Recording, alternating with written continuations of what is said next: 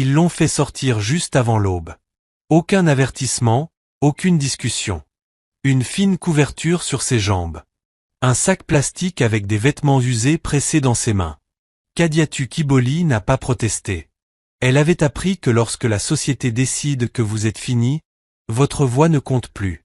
Le portail de la maison de soins s'est refermé avec un bruit métallique sourd. Puis des moteurs. 5 véhicules noirs se sont arrêtés au bord du trottoir exactement au même moment. Des hommes sont sortis, calmes, sans se presser. Leur costume n'appartenait pas à cette rue. Pas plus que le silence qui les accompagnait. Les gardes se figèrent. Sans un mot, les 5 hommes ont marché vers la vieille femme. Et là, sur le trottoir en béton, ils se sont agenouillés. « Mama Kadidiatu !» L'un murmura, la voix brisée, « Nous sommes là !» Ce qu'ils firent ensuite n'était pas de la gratitude. Ce n'était pas une revanche. C'était quelque chose que personne n'était prêt à voir. Avant de continuer, d'où regardez-vous et quelle heure est-il chez vous en ce moment? Si les histoires de bonté cachée, de justice et de seconde chance vous touchent, vous pouvez vous abonner et rester avec nous.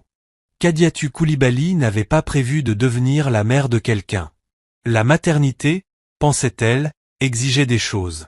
Elle n'avait pas de l'argent qui dure, pas un mari qui rentre le soir, pas une maison qui ne menace pas de s'effondrer à chaque saison des pluies. Ce qu'elle avait, à la place, c'était des mains durcies par l'eau de Javel et le savon, un dos définitivement courbé par des années à récurer des sols qui ne seraient jamais les siens, et une petite chambre louée à la périphérie de la ville, où les murs transpiraient sous la chaleur et où le propriétaire frappait dès que le loyer tardait. Elle se levait avant le lever du soleil chaque jour, non pas par discipline, mais parce que la faim possède sa propre alarme. Kadidiatu se lavait le visage à l'eau froide, nouait son foulard serré et marchait vers le centre-ville pendant que le ciel restait pâle et indécis. Certains jours elle nettoyait des bureaux. D'autres jours elle lavait des vêtements pour des familles qui ne demandaient jamais son nom. Elle acceptait ce qui venait. La fierté était un luxe réservé à ceux qui pouvaient manger sans compter les pièces. La ville était déjà éveillée lorsqu'elle atteignit la route du port. Les vendeurs criaient. Les bus crachaient de la fumée. Des hommes se disputaient autour de caisses de poissons. Et les enfants, trop d'enfants, se déplaçaient dans le chaos comme des ombres. Kadidiatu les remarquait parce qu'elle les remarquait toujours. Ils dormaient en groupe près de l'ancien canal de drainage, sous du carton déchiré et des tôles rouillées. Des garçons surtout. Les pieds nus, des chemises trop grandes, des dons qui ne se souvenaient plus de leur propriétaire d'origine. Les gens passaient au-dessus d'eux comme s'ils étaient des fissures dans le trottoir. Des rats de rue, marmonna quelqu'un derrière elle. Kadidiatu tressaillit même si ce n'était pas pour elle. Elle acheta un petit pain à une femme qu'elle connaissait et le coupa en deux en marchant. Elle se dit qu'elle mangerait plus tard. Elle se le disait toujours. Les garçons étaient déjà réveillés. L'un d'eux, grand pour son âge, aux yeux perçants qui avaient appris trop tôt à mesurer le danger, l'observait avec prudence. Un autre toussait, la poitrine vibrant d'une façon qui serra l'estomac de Kadidiatu. Le plus petit était assis à l'écart, les genoux contre la poitrine, le regard fixé au sol comme si croiser les yeux était dangereux. Kadidiatu s'arrêta. Elle ne s'annonça pas. Elle ne le faisait jamais. Elle s'accroupit lentement, gardant des gestes ouverts et calmes, et posa le pain sur un papier propre entre eux. Pour partager, dit-elle. Ils fixèrent le pain.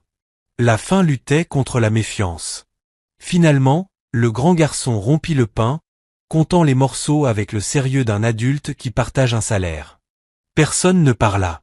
Kadidiatu se releva et partit avant que la gratitude ne les mette mal à l'aise. Elle se dit que cela s'arrêterait là. Mais la ville a une manière de mettre les mensonges à l'épreuve. 2 jours plus tard, elle les revit cette fois en train de courir. Un commerçant criait. Une pierre passa près de la tête d'un garçon. Des gens se joignirent, non pour poser des questions, mais pour profiter de la poursuite. L'accusation vint facilement. Ils volent. Kadidiatu s'avança avant de réfléchir. Ils n'ont rien fait, dit-elle. La foule la remarqua à peine. Quelqu'un la poussa. Les garçons se dispersèrent, la peur les envoyant dans différentes directions comme des oiseaux effrayés. Kadidiatu vit le plus petit tomber. Il ne cria pas. Il se replia sur lui-même, se protégeant comme le font les enfants battus. Elle se plaça devant lui. Ça suffit, dit-elle, plus fort. Quelques personnes s'arrêtèrent non par respect, mais parce que son ton ne demandait pas la permission. Le moment se brisa. Le commerçant détourna le regard. La foule perdit intérêt. Kadidiatu aida le garçon à se relever. Son bras tremblait. « Comment tu t'appelles » Il hésita. « Babacar, murmura-t-il. Elle hocha la tête comme si ce nom était précieux. « Tu peux marcher » Il hocha la tête. Cette nuit-là, Kadidiatu fit quelque chose qu'elle ne s'était jamais autorisée à imaginer. Elle revint au canal avec un pot de riz cuisiné avec la dernière huile qui lui restait. Les garçons étaient là, tous les 5 cette fois, la regardant comme si elle pouvait disparaître s'il clignait des yeux. Elle les compta. Le grand se présenta, Ibrahima Dio. Sa voix était stable mais ses épaules restaient prêtes à fuir. Musatrae parla ensuite, plus discret, les yeux en mouvement constant. Kofi Mansa souriait trop facilement, un sourire a pris tôt pour adoucir les adultes. Sik Kamar ne dit rien, les mains noires de graisse récupérées sur des machines. Babacar Dié resta près du genou de Kadidiatu comme si la distance était dangereuse. Elle les servit sans sermon. Quand ils eurent fini, elle dit les mots qui changèrent tout. « Vous pouvez dormir là où je dors. » Le silence tomba. Même la ville sembla écouter.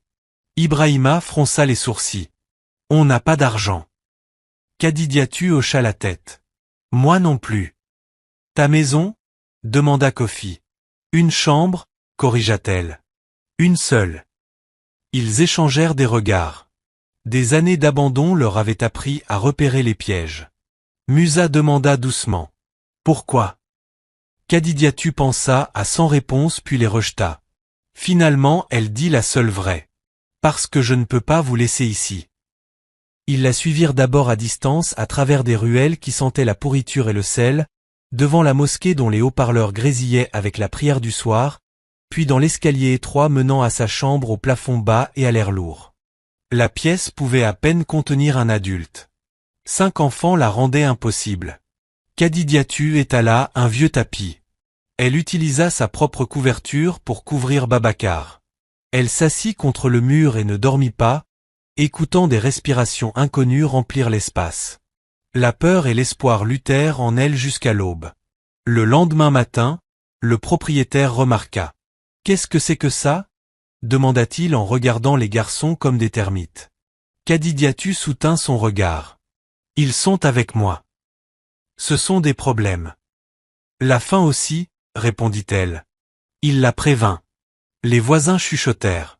Les femmes secouèrent la tête, disant qu'elle était folle. Les hommes rirent, disant qu'elle invitait le désastre. Kadidiatu entendit tout cela. Elle entendit aussi 5 garçons prendre un petit déjeuner ensemble pour la première fois depuis longtemps. Elle vit Sik réparer une chaise cassée en silence. Elle regarda Musa lire à voix haute un journal jeté, hésitant mais déterminé. Elle sentit la main de Babacar serrer la sienne comme si elle était une encre. Ce matin-là, en partant travailler, Kadidiatu s'arrêta à la porte. « Attendez-moi, » dit-elle. Ils hochèrent la tête. Pour la première fois depuis des années, elle entra dans la ville en portant plus que sa propre survie. Elle portait 5 vies. Et quelque part au fond d'elle, une peur qu'elle ne nommait pas encore murmurait la vérité. Les aimer lui coûterait tout. Au 3e jour, la chambre ne ressemblait plus à un abri. Elle ressemblait à un défi. Kadidiatu Kaliboli se réveilla avant les garçons, prenant soin de ne pas perturber l'ordre fragile installé pendant la nuit. 5 corps reposaient sur le sol en lignes irrégulières, les pieds se touchant, les dos tournés instinctivement, se protégeant même dans le sommeil. L'air était lourd de sueur et de poussière. Sa seule fenêtre laissait entrer juste assez de lumière pour révéler la vérité. Il n'y avait plus de place pour prétendre que c'était temporaire. Elle sortit silencieusement et se lava le visage au robinet commun. Des femmes remplissaient déjà des seaux. Leurs voix baissèrent en la voyant. « Tu as entendu » murmura l'une. Elle a amené des enfants de la rue chez elle. 5. Elle est folle. Kadidiatu garda les yeux sur l'eau. Elle avait vécu assez longtemps pour savoir que les explications nourrissent le jugement. Quand elle revint, les garçons étaient réveillés. Ibrahima était assis contre le mur, vigilant. Musa observait la ruelle comme s'il cartographiait des sorties. Kofi avait trouvé une vieille cuillère et la faisait teinter contre une tasse en fredonnant doucement. Sik examina la charnière cassée de la porte avec la concentration d'un artisan 2 fois plus âgé que lui. Babacar reste figé, ne sachant pas où poser ses pieds dans une pièce qui n'était pas faite pour lui. Kadiriatu s'éclaircit la gorge. Nous avons besoin de règles. Les 5 têtes se tournent. Pas des règles de prison, ajoute-t-elle calmement. Des règles de vie. Ils écoutent non parce qu'ils lui font déjà confiance, mais parce que personne ne leur a jamais offert des règles qui ne soient pas des menaces. Pas de vol, dit-elle d'abord. Kofi hoche vite la tête. La mâchoire d'Ibrahima se crispe. Pas de bagarre dans cette chambre. Musa jette un regard aux autres, mesurant. Si vous partez, vous me dites tout. Les épaules de Babacar se détendent légèrement. Et si quelqu'un vous parle avec cruauté? Elle marque une pause, vous ne répondez pas pareil. Ibrahima fronce les sourcils. Et s'il nous frappe? Kadiatu soutient son regard. Alors vous rentrez à la maison. Maison. Le mot tombe avec précaution, comme quelque chose de fragile posé sur une table. Elle organise la journée. L'école n'est pas encore possible, papier, frais, questions auxquelles elle ne peut pas répondre. Mais du travail, il y en a partout. Elle envoie Kofi avec un panier aider les vendeurs à transporter des marchandises. Sik suit un vieux mécanicien qui doit un service à Kadiatu. Musa reste pour nettoyer et organiser la pièce, alignant leurs rares affaires avec un soin presque obsessionnel. Ibrahima part au port chargé des caisses. Babacar reste avec elle, ses doigts accrochés à sa robe. Dans l'après-midi, le propriétaire arrive. Il reste dans l'embrasure de la porte, bloquant la lumière, ses yeux balayant les garçons avec un dégoût évident. Ce n'est pas ce qu'on avait convenu. Je paie le loyer, répond Kadidiatu, posément. On avait convenu que vous viviez seul. Elle hoche la tête. Les circonstances changent. Sa voix se durcit. Ses enfants apportent la police, les problèmes, les maladies. Ils n'apportent pas plus de problèmes que la faim, dit-elle encore. Il rit. Tu crois que l'amour nourrit? Non, répond Kadidiatu. Le travail nourrit. Et nous travaillons. Il lui donne une semaine. Les voisins, eux, n'attendent pas. Le soir même, les rumeurs circulent. Quelqu'un dit que les garçons volent. Un autre dit que Kadidiatu tient un repère. Une femme avec qui elle buvait du thé traverse la rue pour l'éviter. Les enfants pointent du doigt. Cette nuit-là, alors qu'ils mangent du riz allongé avec de l'eau, Musa parle. Ils nous détestent, dit-il doucement. Kadidiatu ne nie pas. Certaines personnes détestent ce qui leur rappelle qu'elles auraient pu tomber aussi.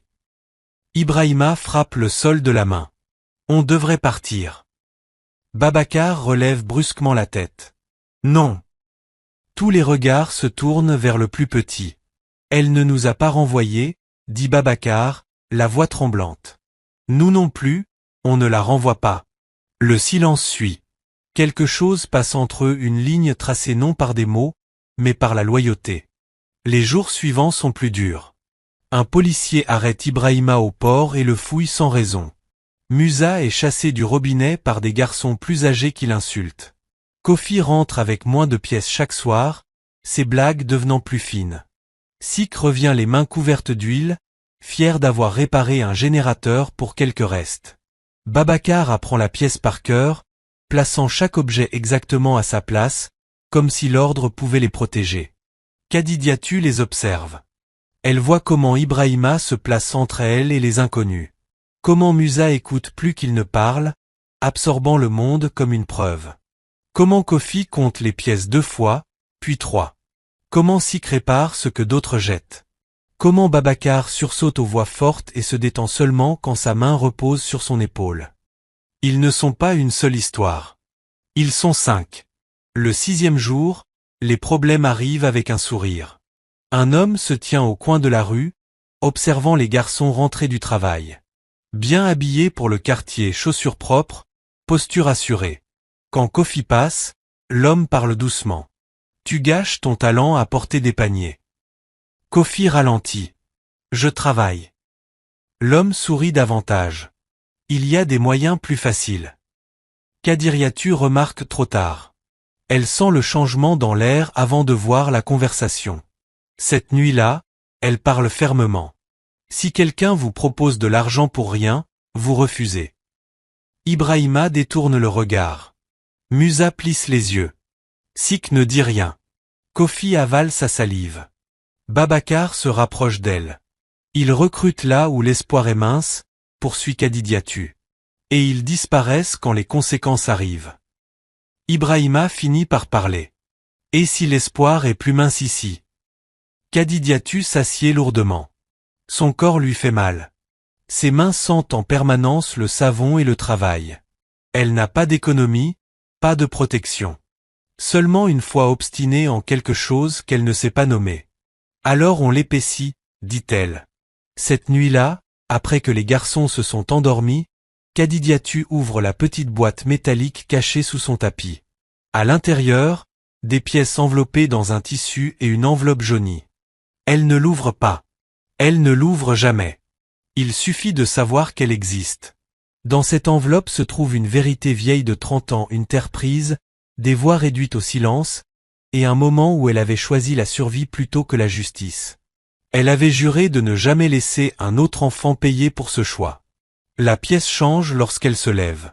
Les garçons respirent calmement, inconscients du poids qui se pose sur sa poitrine. Kadiridiatu Koulibaly s'allonge parmi eux, pas au-dessus, pas à part. Si le monde insiste pour les appeler indésirables, elle prouvera le contraire, un jour après l'autre, même si cela la détruit. La semaine donnée par le propriétaire passe plus vite que Kadidiatu Kaliboli ne l'avait imaginé, non parce que le temps est doux, mais parce que survivre exige de la vitesse. Au 7e matin, les routines des garçons deviennent des habitudes. Ibrahima part avant l'aube pour le port, épaule droite, regard en avant comme un homme qui a appris tôt que l'hésitation attire la punition. Musa balaie la pièce avec minutie, aligne leur bol avec une précision militaire, puis part à la bibliothèque publique où personne ne demande de papier tant qu'il reste discret. Kofi travaille au marché, calculant trajet et clients avec un instinct naturel pour les nombres que les vendeurs exploitent autant qu'ils admirent. Sik passe des heures auprès de moteurs rouillés et de ventilateurs cassés, échangeant le silence contre le savoir-faire. Babacar reste près de Kadidiatu, la suivant dans ses ménages où les employeurs prétendent ne pas le voir. La ville les observe. Comme toujours. Au début, les regards sont curieux. Puis ils durcissent. Des femmes rapprochent leurs enfants quand les garçons passent. Des commerçants ferment leurs boîtes plus tôt. Une nuit, quelqu'un écrit un mot sur le mur près de l'immeuble de Kadidiatu, « Voleur ». Elle le nettoie avant l'aube, les mains tremblantes, non de peur, mais de colère qu'elle refuse de montrer. L'école devient son prochain espoir. Elle attend sous une banderole fanée promettant l'éducation pour tous. Quand vient son tour, elle explique prudemment. Les garçons n'ont pas de parents, pas de documents, pas d'argent, mais ils veulent apprendre. L'administrateur écoute avec un sourire fatigué.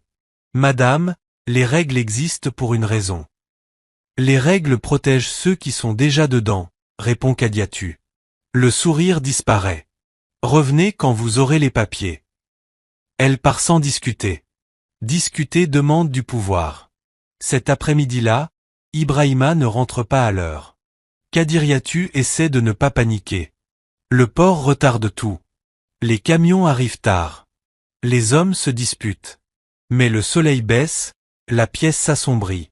Quand il apparaît enfin, sa chemise est déchirée, sa lèvre fendue. Ils m'ont fouillé, dit-il simplement. Kadidiatu attrape déjà de l'eau. Qui? Il hausse les épaules. La police. Ils ont dit que quelqu'un a signalé des garçons comme nous. Comme nous. Elle nettoie la blessure lentement, la mâchoire serrée. Les autres regardent en silence. Les mains de Babacar se ferment en poing qu'il ne sait pas utiliser. C'est pour ça qu'on doit partir, dit Ibrahima sans la regarder. On aggrave les choses. Kadiriatu prend son visage doucement. Non. Le monde était déjà pire. Vous êtes seulement là où il peut se voir. Le coup suivant arrive silencieusement. Une employeuse, une femme qui payait peu mais régulièrement, lui dit de ne plus revenir. Mes voisins parlent, dit-elle en évitant son regard. Ils disent que tu apportes des problèmes. Kadidiatu hoche la tête. Elle s'y attendait. Ce à quoi elle ne s'attendait pas, c'est la légèreté soudaine qui suit, comme si quelque chose de lourd avait enfin reconnu son poids. Il s'adapte encore. Les repas s'amincissent. Le riz dure plus longtemps. Les pièces disparaissent plus vite. Les nuits se remplissent de calculs murmurés. Musa propose de vendre de la ferraille. Kofi suggère de mettre leur pourboire en commun. Sik répare silencieusement la radio cassée du propriétaire sans qu'on le lui demande. Babacar apprend à plier les couvertures si serrées qu'elles prennent moins de place. Pourtant, les problèmes continuent de tourner autour d'eux. Un soir, l'homme aux chaussures propres revient. Cette fois, il parle directement à Ibrahima. « Tu es fort », dit-il. « La force ne devrait pas rester impayée. » Ibrahima ne répond pas. L'homme sourit. « Nous aidons les nôtres. » Ibrahima rentre tard, silencieux. Kadidiatu voit immédiatement le changement. Elle attend que les autres dorment. « Il t'a proposé quelque chose ?» demande-t-elle. Ibrahima fixe le sol. « De la nourriture. De la protection. » Et qu'est-ce qu'il voulait? Des livraisons. Kadidiatu ferme les yeux. Elle savait que ce jour viendrait. La ville exige toujours un paiement pour la compassion. Elle ouvre la boîte métallique pas pour l'enveloppe, mais pour ses dernières pièces. Elle les dépose dans la paume d'Ibrahima. « Ce n'est pas beaucoup, » dit-elle. « Mais c'est propre. » La voix d'Ibrahima se brise. « Ce n'est pas suffisant. » « Non, » reconnaît-elle. « Mais se vendre à des hommes qui disparaissent quand tu tombes ne l'est pas non plus. » Il lui rend lentement les pièces. « Je ne le ferai pas. » Le soulagement qui la traverse lui fait plus mal que la peur. Le propriétaire arrive le lendemain matin. Il ne frappe pas. « Je vous ai donné une semaine, » dit-il en regardant les garçons. « Ça s'arrête aujourd'hui. » Kadidiatu se redresse. « Donnez-moi encore du temps. » Il rit. « Pourquoi? Un miracle? » « Non, » dit-elle. « Une preuve. » « Preuve de quoi? » « Qu'ils ne sont pas ce que vous pensez. » Il ricane. « Des enfants comme eux deviennent des criminels. » Avant que Kadidiatu réponde, Sécu s'avance. Il tend la radio. « Je l'ai réparée, » dit-il doucement. « Gratuitement. » Le propriétaire hésite, surpris. Il tourne le bouton. La musique grésille et revient. Musa parle ensuite. « Je nettoie la bibliothèque chaque après-midi. » Demandez. Kofi ajoute. « Je transporte les marchandises sans voler. » Demandez au vendeur. Babacar ne dit rien. Il prend simplement la main de Kadidiatu. Le visage du propriétaire se referme. Des histoires. Kadidiatu soutient son regard. Alors observez-nous. Quelque chose change, pas assez pour les sauver, mais assez pour retarder la décision. Vous avez jusqu'à la fin du mois, dit-il enfin. Une plainte, et vous partez. Cette nuit-là, l'épuisement enveloppe Kadidiatu comme une seconde peau. Elle s'assoit pendant que les garçons dorment, fixant l'enveloppe sous le tapis. Il y a 30 ans, elle était jeune. Pauvre. Elle avait vu des hommes puissants voler des terres à des familles qui criaient jusqu'à perdre la voix. On lui avait proposé de l'argent pour oublier. Elle avait oublié. Le souvenir brûle maintenant, revenant avec chaque injustice subie par les garçons. Elle se demande combien de fois le silence se répète d'une génération à l'autre. Dehors, des rires résonnent. Dedans, 5 enfants respirent de manière irrégulière. Kadidiatu pose son front contre le mur. « Si je vous échoue, » murmure-t-elle, sans savoir à qui elle parle, « ce ne sera pas parce que je n'ai pas combattu. » La ville ne répond pas.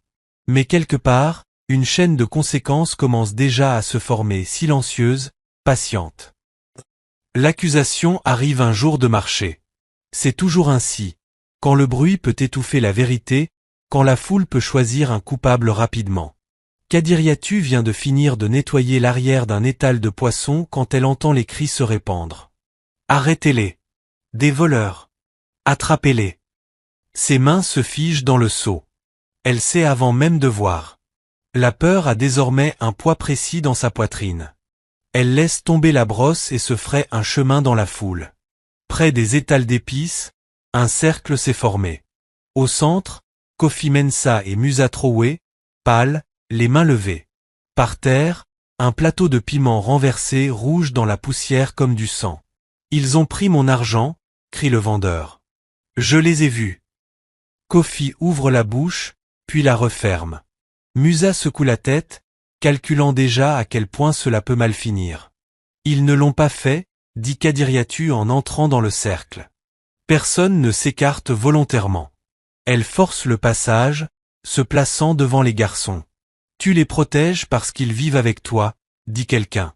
Elle fait partie du coup, ajoute une autre voix. Le vendeur pointe Kofi.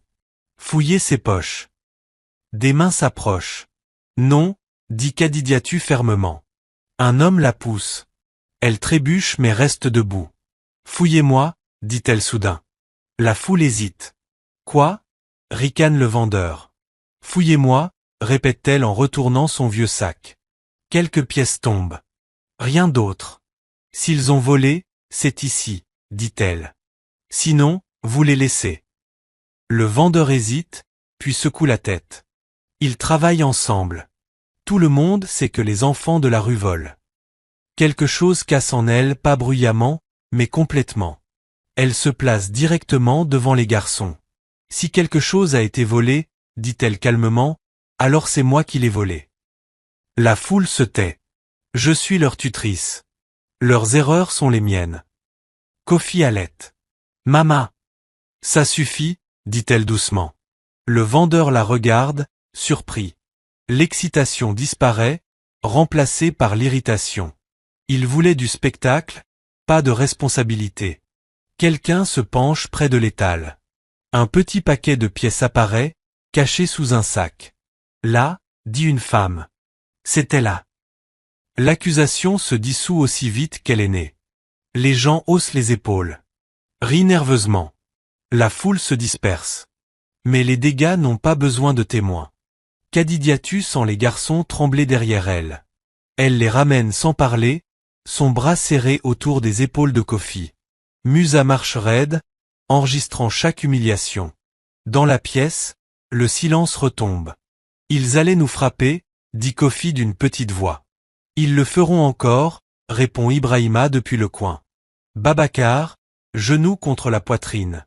Pourquoi ils nous détestent autant? Kadiriatu s'assoit lourdement. Ses jambes tremblent maintenant. Elle ne répond pas tout de suite. Parce qu'elle ne veut pas mentir.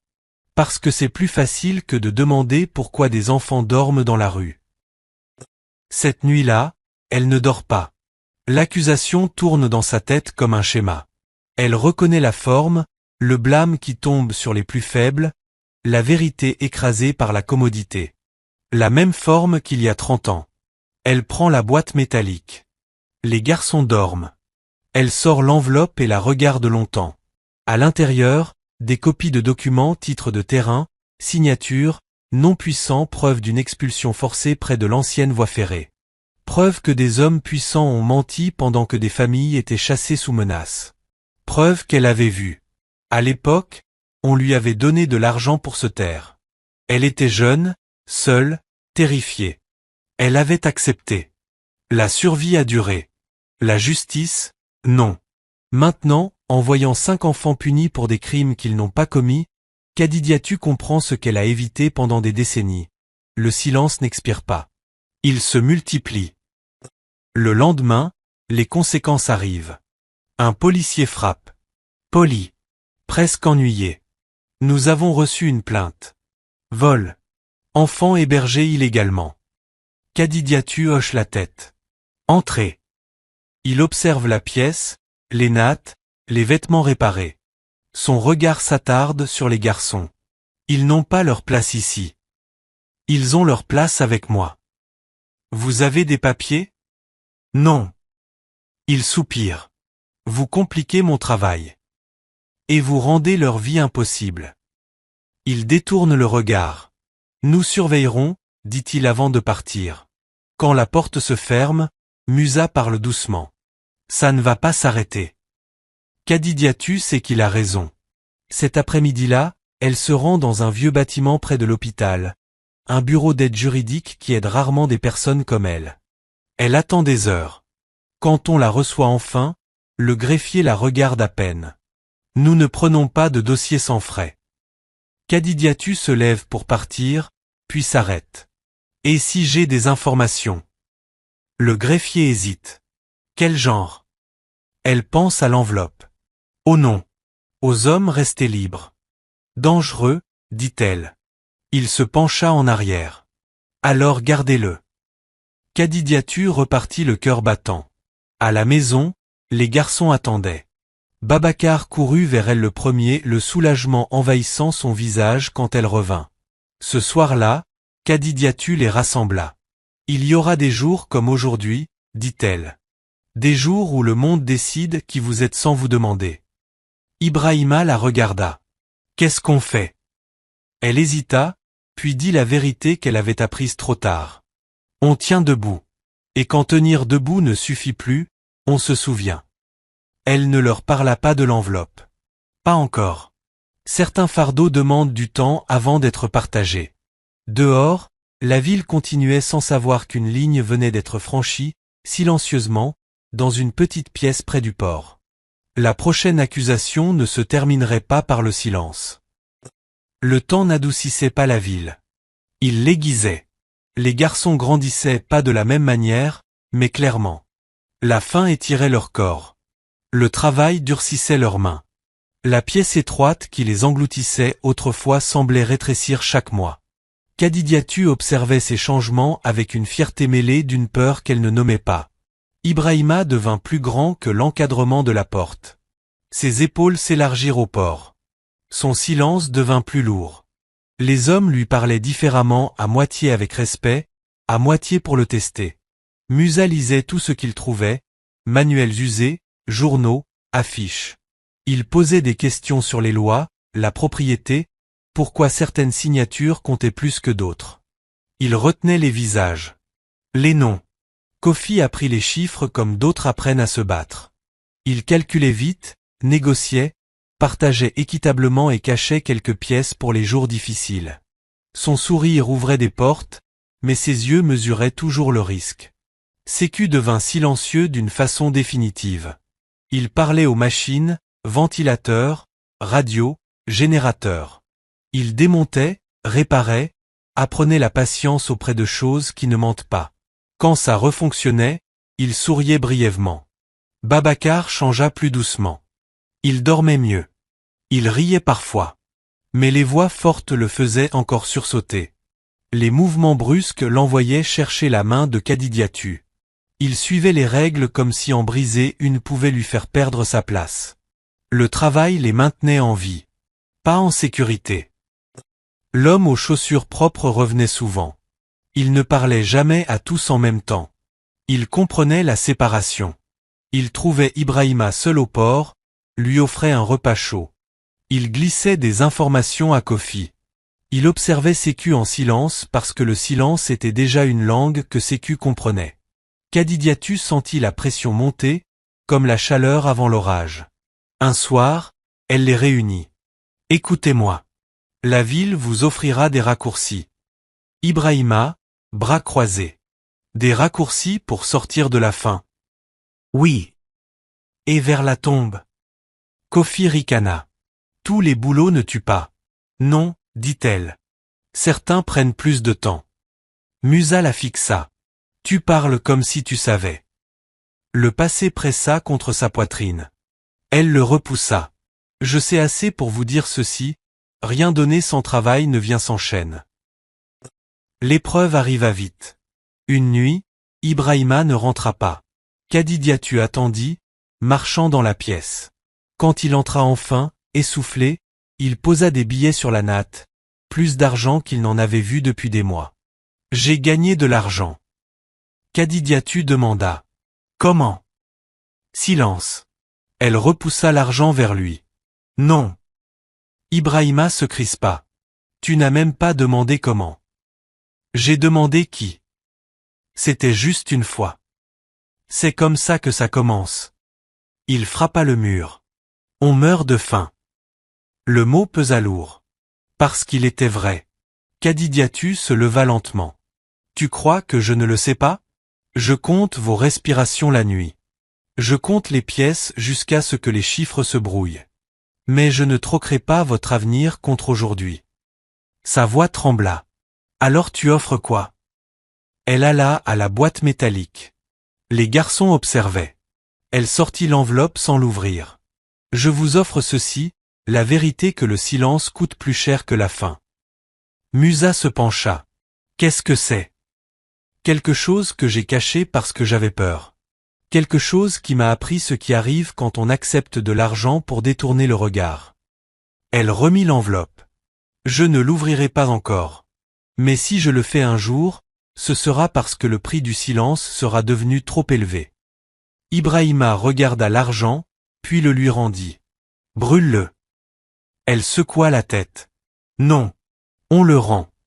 Ils le firent. L'homme sourit froidement. Une autre fois. Kadidiatu savait qu'il y aurait une autre fois. Le propriétaire remarqua l'attention. Tu attires l'attention. L'attention attire la police. La police attire les problèmes. Les problèmes étaient déjà là. Quelques jours plus tard, Kadidiatu s'effondra. Dans un escalier qu'elle avait monté 1000 fois. Sa vision se rétrécit. Le seau glissa. Elle pensa seulement, le sol est froid. Elle se réveilla à l'hôpital. Salle commune. Rideau mince. Odeur de désinfectant et de fatigue. Les garçons au pied du lit, pâles. Ne pleurez pas, murmura-t-elle. Babacar pleura quand même. Le médecin parla sans douceur. Épuisement. Malnutrition. Elle doit se reposer. Kofi demanda. Avec quel argent? Le médecin haussa les épaules. Ils se relayèrent. Ibrahima resta assis, refusant de partir. Musa écouta les conversations. Sik répara un ventilateur cassé. Kofi négocia des couvertures. Babacar compta les respirations de Kadidiatu jusqu'à ce qu'elle dorme. Kadidiatu les regardait à moitié consciente. C'était cela pourquoi elle s'était battue. Pas le confort, pas la sécurité, le lien. Elle comprit quelque chose qu'elle avait longtemps refusé. L'amour ne te protège pas du danger. Il donne au danger une raison de viser plus précisément. Et dehors, des forces qui se nourrissaient du désespoir ajustaient déjà leurs plans. Kadidiatu resta 3 jours à l'hôpital. 3 jours courts pour la médecine, longs pour eux. La première nuit, une infirmière exigea un paiement avant de changer la perfusion. On va trouver, dit Kofi. Le lendemain, Ibrahima travailla toute la nuit. Sik répara du matériel contre quelques pièces. Musa argumenta avec l'administration. Babacar resta près d'elle. Ils ne se plaignirent pas. Ils s'adaptèrent. Le deuxième jour, un homme apparut au pied du lit. Vieux. Costume usé mais propre. Posture prudente. Amaduka, dit-il doucement. Je suis avocat, ou je l'étais. Je fais parfois de l'aide juridique ici. Quand on me laisse. Kadidiatu cligna des yeux, incertaine que la fièvre soit vraiment tombée. Musa se raidit immédiatement. Les avocats signifiaient des questions. Les questions signifiaient le danger. Le regard d'Amadou glissa doucement d'un garçon à l'autre. Il voyait ce que les autres ne voyaient pas. La manière dont Ibrahima se plaçait instinctivement en protection. La façon dont Kofi comptait en silence. Le regard de Sécu attiré par les installations cassées. La main de Babacar serrant la couverture de Kadidiatu. C'est vous qui les avez élevés, dit Amadou. Ce n'était pas une question. Kadidiatu hocha faiblement la tête. Un léger sourire passa sur les lèvres d'Amadou. Et eux aussi vous ont élevé. Il tira une chaise. J'ai entendu ce qui s'est passé au marché, dit-il doucement. Les accusations voyagent vite. Les yeux de Musa se plissèrent. Qui vous l'a dit? Les gens parlent toujours, répondit Amadou. Surtout quand ils pensent être en sécurité. Kadidiatu bougea avec difficulté. Pourquoi êtes-vous ici? Amadou hésita, puis glissa la main dans sa vieille serviette. Il ne sortit rien. Il toucha simplement quelque chose à l'intérieur, comme pour vérifier que c'était bien réel. Parce qu'il y a 30 ans, dit-il, une femme comme vous s'est tenue là où personne d'autre n'osait se tenir. La chambre devint très silencieuse. Kadidiatu ferma les yeux. Vous vous trompez. Non, répondit-il doucement. J'étais jeune avocat, idéaliste. J'ai vu des familles traîner hors de leur maison près de la voie ferrée. J'ai vu des documents apparaître du jour au lendemain. J'ai vu des signatures qui n'appartenaient pas aux mains qui les avaient écrites. Les doigts de Kadidiatu frémirent.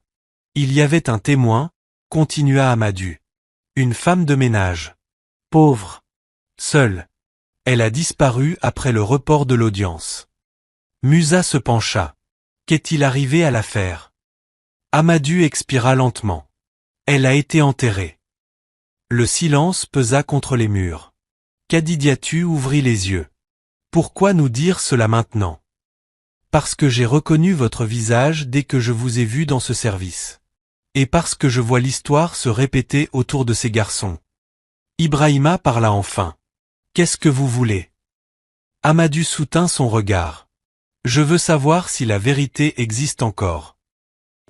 Cette nuit-là, Kadidiatu ne dormit pas. Elle regarda le ventilateur tourner de travers. Les souvenirs revinrent en fragments, des bottes dans la poussière. Des femmes qui criaient. Une main glissant de l'argent dans la sienne pendant qu'une autre se refermait sur son poignet. Elle avait cru que le silence mettrait fin à tout. Elle s'était trompée. Le troisième jour, elle demanda au garçon de s'approcher. Il y a quelque chose que vous devez savoir. Ils s'assirent au bord du lit, formant une barrière entre elle et le monde. J'ai été témoin d'une injustice. Assez grande pour détruire des vies. Et je n'ai rien dit. Musa avala sa salive. Pourquoi? Parce que j'avais peur. Parce que j'étais pauvre. Parce qu'on m'a promis la sécurité. Kofi demanda doucement. Ça a marché. Kadidiatu secoua la tête. J'ai survécu. D'autres non. Babacar lui prit la main. J'ai gardé des preuves. Pas assez pour me battre seul. Assez pour me rappeler le prix du silence. Ibrahima détourna le regard. Et maintenant, dit-elle, les hommes qui ont profité de ce silence sont toujours libres. Un échange muet passa entre les frères. Colère, reconnaissance, résolution. Amadou revint l'après-midi. Je ne peux pas promettre la protection. Seulement une procédure. Lente. Dangereuse. Nécessaire. Kadidiatu hocha la tête. C'est plus que ce que j'avais avant. Ils s'en prendront à vous, dit-il. Ils le font déjà, répondit Musa. Quand Kadidiatu sortit de l'hôpital, la ville sembla plus dure. Ses jambes étaient faibles. Son travail avait disparu. Le propriétaire attendait, bras croisés. Le loyer. Donnez-moi du temps. Vous attirez trop d'attention. Les garçons se tinrent derrière elle comme un mur. Cette nuit-là, ils comptèrent les pièces. La pile était plus petite que jamais. Il nous faut un plan, dit Kofi. Et de la distance, ajouta Musa. Ibrahima serra la mâchoire. On ne peut pas rester tous ici. Kadidiatu comprit. Vous voulez partir. On veut survivre. La décision se forma lentement. Ils partiraient un par un. Trouveraient du travail ailleurs. Enverraient de l'argent. Reviendraient quand ils pourraient. Babacar pleura. Séku fixa le sol. Kofi calcula. Musa mémorisa les visages. Kadidiatu les serra tous contre elle. Ce n'est pas un abandon. C'est une stratégie. Ils partirent par étapes, d'abord Ibrahima, puis Kofi, puis Séku. Musa resta le plus longtemps, organisant les papiers, enveloppant l'enveloppe dans un tissu, l'étiquetant soigneusement. Tu n'as pas à porter ça seule, lui dit-il. Elle sourit faiblement. Je l'ai déjà fait. Plus maintenant. Babacar resta jusqu'au dernier jour. Quand la pièce se vida, le silence pesa plus lourd que la faim. Kadidiatu s'assit seule sur la natte, l'enveloppe dans les mains. Elle ne l'ouvrit pas. Allez loin. Allez en sécurité, murmura-t-elle. La ville avala ses fils un à un, sans savoir qu'elle venait de libérer un compte à rendre. La pièce changea après leur départ. Dar n'était jamais silencieuse, mais les bruits perdirent leur sens. Kadidiatu apprit la différence entre absence et vide. L'absence a des échos. Le vide n'en a pas. Musa resta le plus longtemps. Il dormait près de la porte, comme pour garder quelque chose de fragile. Il organisait la boîte métallique, enveloppait l'enveloppe, non pour la cacher, mais pour se souvenir de sa place. « Tu n'as plus à porter cela seul », répéta-t-il. Il parlait peu. La ville redevenait curieuse. Des regards traînaient. Quelqu'un avait remarqué les départs. La vérité sortit lentement, comme une blessure exposée à l'air. Un soir, quand la chaleur retomba, Kadidiatu posa l'enveloppe entre eux. « Écoute-moi. Pas comme mon fils. Comme un homme. Il y a 30 ans, près de la voie ferrée, vivait un quartier pauvre. Un matin, des camions sont arrivés. Des hommes avec des papiers. Ils ont dit que les signatures étaient légales. Elles ne l'étaient pas. Elle raconta l'expulsion. Les cris. Les portes arrachées. Les hommes battus. Je travaillais dans ce tribunal. J'ai tout entendu. Musa se pencha. Tu as vu les preuves? Oui. Et tu as témoigné? Non. Le mot tomba lourdement. Ils sont venus me voir. Ils ont dit que je n'étais personne. Que les accidents arrivaient. Puis ils ont posé l'argent sur la table. Musa ferma les yeux. Je l'ai pris. Je me suis dit que je choisissais la vie. Et les familles? Dispersées. Certaines dans la rue. Certaines ont disparu. Un moteur passa dehors. Une radio jouait trop fort. J'ai gardé des copies. Parce qu'une partie de moi savait que le silence était mal. Et qu'une autre espérait devenir courageuse un jour. Musa ouvrit l'enveloppe. Les documents étaient jaunis. Les noms, à l'encre bavée. Il lut lentement. Puis s'arrêta. Le nom de ma mère, murmura-t-il. Kadidiatu ferma les yeux. Je ne savais pas. Je te le jure. Long silence. Enfin, Musa parla d'une voix différente. Cette terre a été prise par une société liée à Alhaji Boubacar Sissoko. Kadidiatu hocha la tête. Il était puissant alors. Il l'est encore plus aujourd'hui. Musa leva les yeux. Ce n'est pas juste de l'histoire. Non. C'est un schéma. Ils ne prirent aucune décision cette nuit-là, point les décisions prises dans la colère reproduisent souvent la même violence qu'elles prétendent combattre. Ils dormirent avec l'enveloppe entre eux, comme une troisième présence. Dans les semaines qui suivirent, Musa commença à partir tôt et à rentrer tard. Il allait à la bibliothèque, sur les marches du tribunal, dans l'ancien quartier près de la voie ferrée. Il écoutait plus qu'il ne parlait. Il retrouvait des noms gravés dans la mémoire et dans la peur. Pendant ce temps, les lettres arrivaient de façon irrégulière, brève, précieuse. D'Ibrahima. Le travail est dur. J'apprends les routes. J'envoie ce que je peux. De Kofi. Les chiffres ont du sens partout. Je suis prudent. De Sécu. Les machines sont les mêmes dans toutes les villes. Les gens ne le sont pas. De Babacar, dicté à travers le téléphone d'un voisin. Maman, je me souviens des règles. Kadidiatu lisait chaque lettre 2 fois, puis les pliait soigneusement. La ville se resserrait autour d'elle. Un homme posa des questions au point d'eau. Une femme lui conseilla de ne plus marcher seule la nuit. Le propriétaire augmenta le loyer sans explication. Kadidiatu comprit le message. L'attention était revenue. Amadou Keita vint encore, plus vieux, plus fatigué. Je peux vous aider à préparer, dit-il. Pas à accuser. À documenter. Kadidiatu hocha la tête. J'ai fini de me cacher. Amadou regarda Musa. Et toi? Musa soutint son regard. Je ferai l'écoute. Ils travaillèrent lentement, discrètement. Ils photographièrent les documents. Recoupèrent les noms. Retrouvèrent des familles. Certaines refusèrent de parler. Certaines pleurèrent. Certaines attendaient qu'on leur pose enfin la question.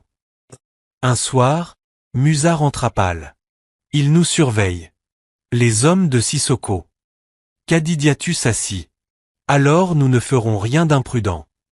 Ne rien faire, c'est ce qui nous a conduits ici, répondit-il sans dureté. Elle sourit tristement. Tout faire d'un coup, c'est ainsi qu'on disparaît. Ils trouvèrent un compromis. Preuve d'abord. Sécurité toujours. Le départ de Musa se fit sans cérémonie. Dar était devenue trop petite. Il irait d'abord à Arusha, puis plus loin si nécessaire. La distance protégerait et élargirait son champ d'action. La veille, Kadidiatu cuisina leur meilleur repas depuis des mois. Ils mangèrent lentement. Tu ne m'as pas volé ma vie, dit soudain Musa. Tu lui as donné une direction. Les yeux de Kadidiatu se remplirent de larmes. J'ai volé du temps à d'autres, murmura-t-elle. Il secoua la tête. Tu as gardé la vérité vivante. Ça compte. À l'aube, elle resta dans l'embrasure de la porte. Elle ne fit pas signe.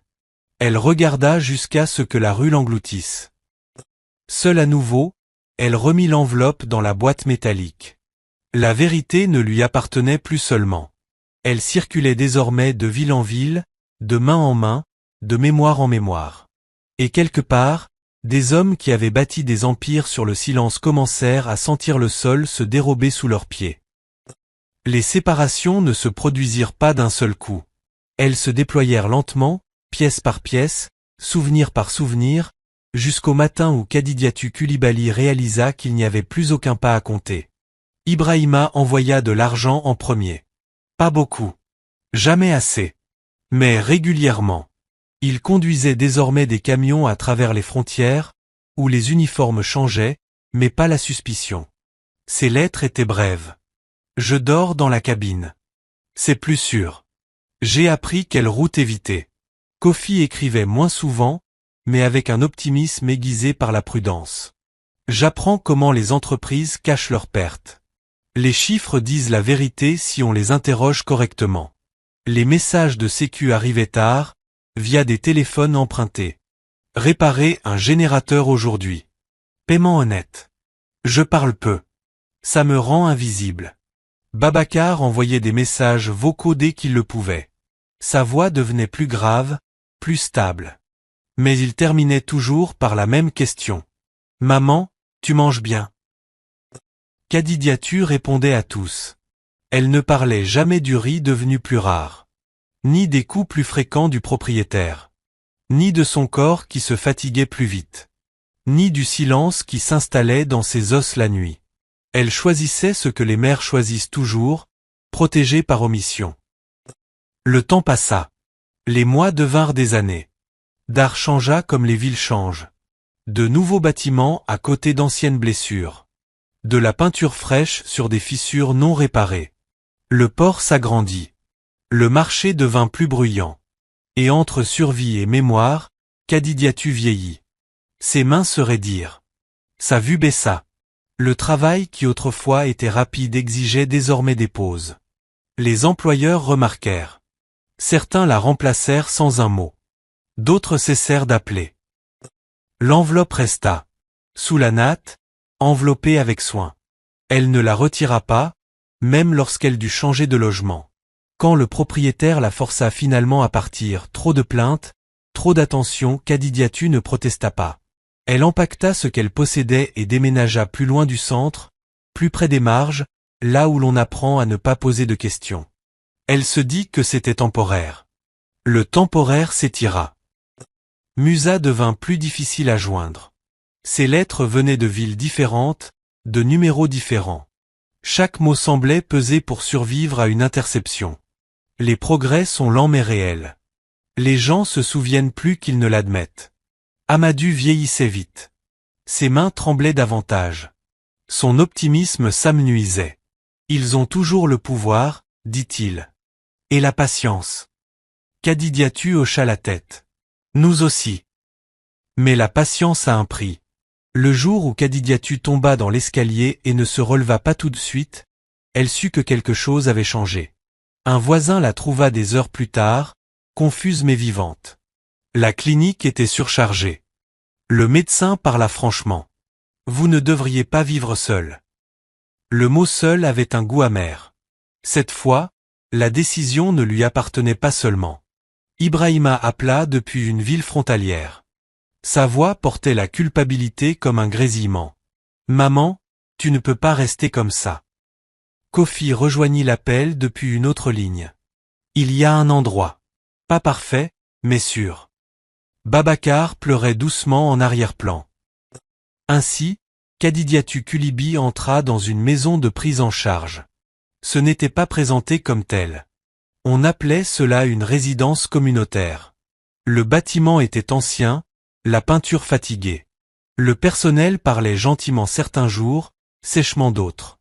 La plupart des résidents avaient été placés là par des proches qui venaient rarement, voire jamais. Kadidiatou apporta sa boîte métallique. L'enveloppe vint avec elle. Au début, elle s'adapta. Elle apprit quelles infirmières ignoraient les demandes et lesquelles écoutaient. Elle partagea des histoires avec des femmes qui ne se souvenaient plus de leur propre nom. Elle plia des vêtements pour celles qui ne pouvaient plus. Mais vieillir, comme la pauvreté, s'accumule. Ses jambes s'affaiblirent. Sa mémoire vacilla par petites touches. Les noms arrivaient plus lentement. Les dates se brouillaient. Les garçons des hommes désormais appelaient quand ils pouvaient. Les visites étaient promises. Reportées. Promises encore. Les frontières se fermaient. Le travail se compliquait. La vie s'interposait. Kadidiatou ne leur en voulait pas. Elle comprenait le sacrifice intimement. Ce qu'elle ne comprenait pas, c'était la rapidité avec laquelle la dignité disparaît quand personne ne regarde. La résidence changea de direction. Les règles se multiplièrent. Le personnel changea sans cesse. Les portions de nourriture diminuèrent. Les plaintes se perdaient dans la paperasse. Kadidiatou parla quand elle voyait une résidente ignorée. Quand des médicaments disparaissaient. Quand les voix devenaient cruelles. Elle devint gênante. Vous posez trop de questions, lui dit un jour une infirmière. Kadidiatou sourit faiblement. J'ai appris ça avec la faim. L'avertissement arriva discrètement. Un après-midi, un homme visita la résidence et posa des questions sur un ancien quartier près de la voie ferrée. Son ton était neutre. Pas ses yeux. Kadidiatou sentit le passé remuer. Cette nuit-là, elle cacha l'enveloppe plus profondément, l'enveloppant encore et encore, comme si le tissu pouvait étouffer les conséquences. La semaine suivante, son nom apparut sur une liste. Sortie, dit l'administrateur d'un ton plat. Non-conformité. Je n'ai nulle part où aller, répondit Kadidiatou. Ce n'est pas notre responsabilité. Elle tenta d'appeler Ibrahima. Pas de réponse. La ligne de Kofi sonna sans connexion. Le téléphone de Sik était éteint. Le message pour Babacar ne fut pas délivré. Le matin où on la fit sortir juste avant l'aube, Kadidiatou comprit quelque chose qu'elle avait évité pendant des années. Le silence ne se multiplie pas seulement. Il attend. Elle tenait le sac plastique contenant ses vêtements. La boîte métallique reposait contre sa jambe, plus lourde que jamais. Le portail se referma derrière elle avec une finalité qui semblait répétée. Elle ne pleura pas. Si c'était le prix de dire la vérité, tard, elle le paierait debout. Ce que Kadidiatou ne savait pas, ce que personne dans cette rue silencieuse ne savait, c'est que les années de distance n'avaient pas effacé la promesse de ses fils. Elle l'avait affûté. Et loin de la résidence, 5 hommes étaient déjà en mouvement. Pas comme des enfants. Pas comme des victimes. Mais comme des témoins qui avaient enfin accumulé assez de poids pour faire pencher le monde vers la justice. Les hommes qui se faisaient appeler les 5 n'annonçaient jamais leur arrivée. À Accra, on les connaissait comme des investisseurs discrets qui posaient trop de questions. À Abidjan, comme des partenaires logistiques qui payaient à temps et ne laissaient aucune trace. À Lagos, comme des donateurs finançant des cliniques sans cérémonie. À Dar, il n'était guère plus qu'une rumeur. 5 noms jamais réunis sur un document. 5 signatures qui ne se chevauchaient jamais. 5 ombres longeant les systèmes conçus pour oublier des gens comme Kadidiatou Koulibaly. Ils avaient appris la discrétion à la dure. Ibrahima Diop se trouvait désormais au centre pas comme chef, il refusait ce titre mais comme point de gravité. Il connaissait les routes, les frontières, les autorités à éviter et celles à affronter. Des années au volant lui avaient appris que le pouvoir se déplace non pas bruyamment, mais avec persistance. Kofi Mensah gérait les chiffres.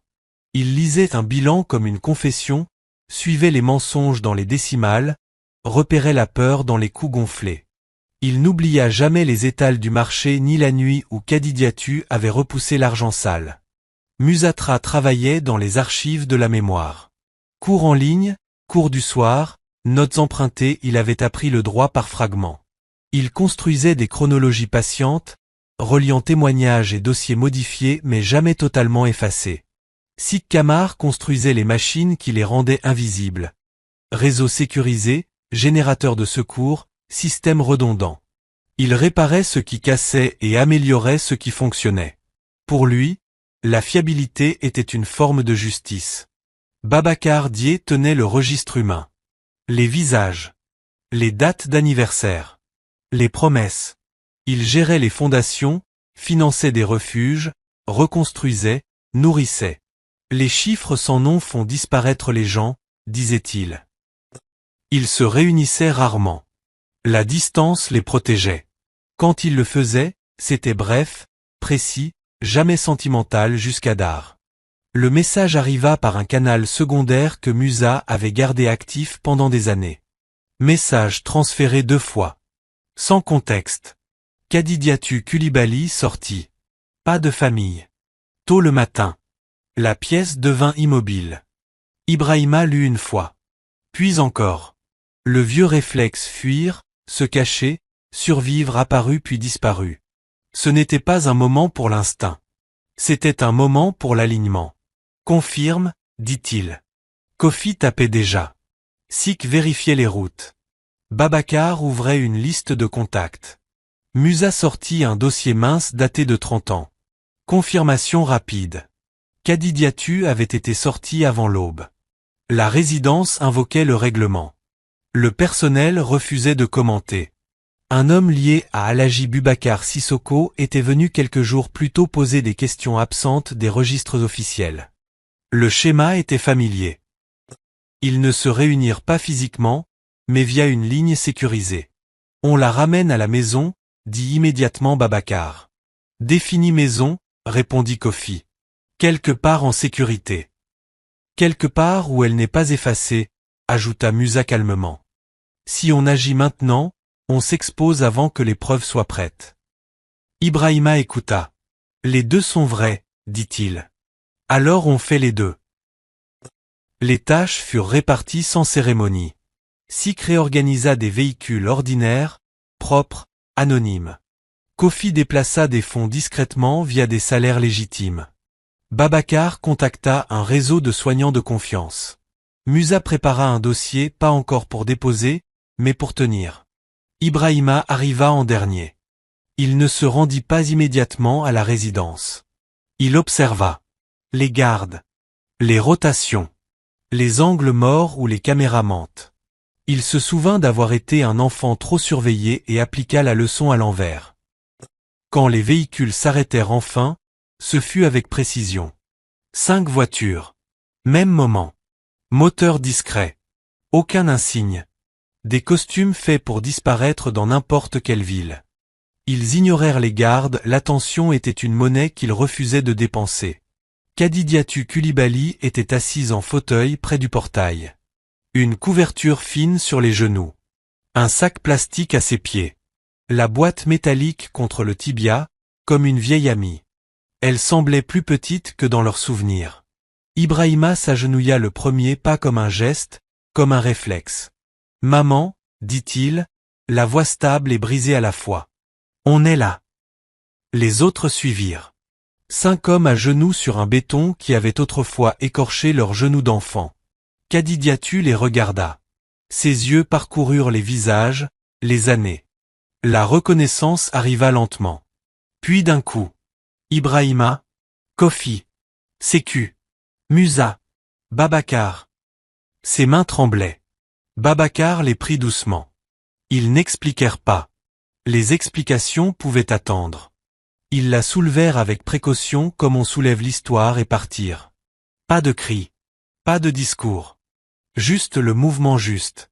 Les voitures quittèrent les lieux avant que la résidence ne retrouve sa voie. Ils ne l'emmenèrent pas dans un manoir. Ni dans un hôtel. Ils l'emmenèrent dans une maison simple.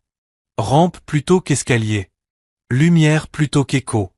Personnel qui parlait doucement parce qu'on les payait pour prendre soin, pas pour contrôler. Babacar resta avec elle toute la nuit. Les décisions prises sous le coup de la colère répétaient souvent la même violence qu'elle prétendait combattre. Ils dormaient avec l'enveloppe entre eux, comme une troisième présence. Dans les semaines qui suivirent, Musa commença à partir tôt et à rentrer tard.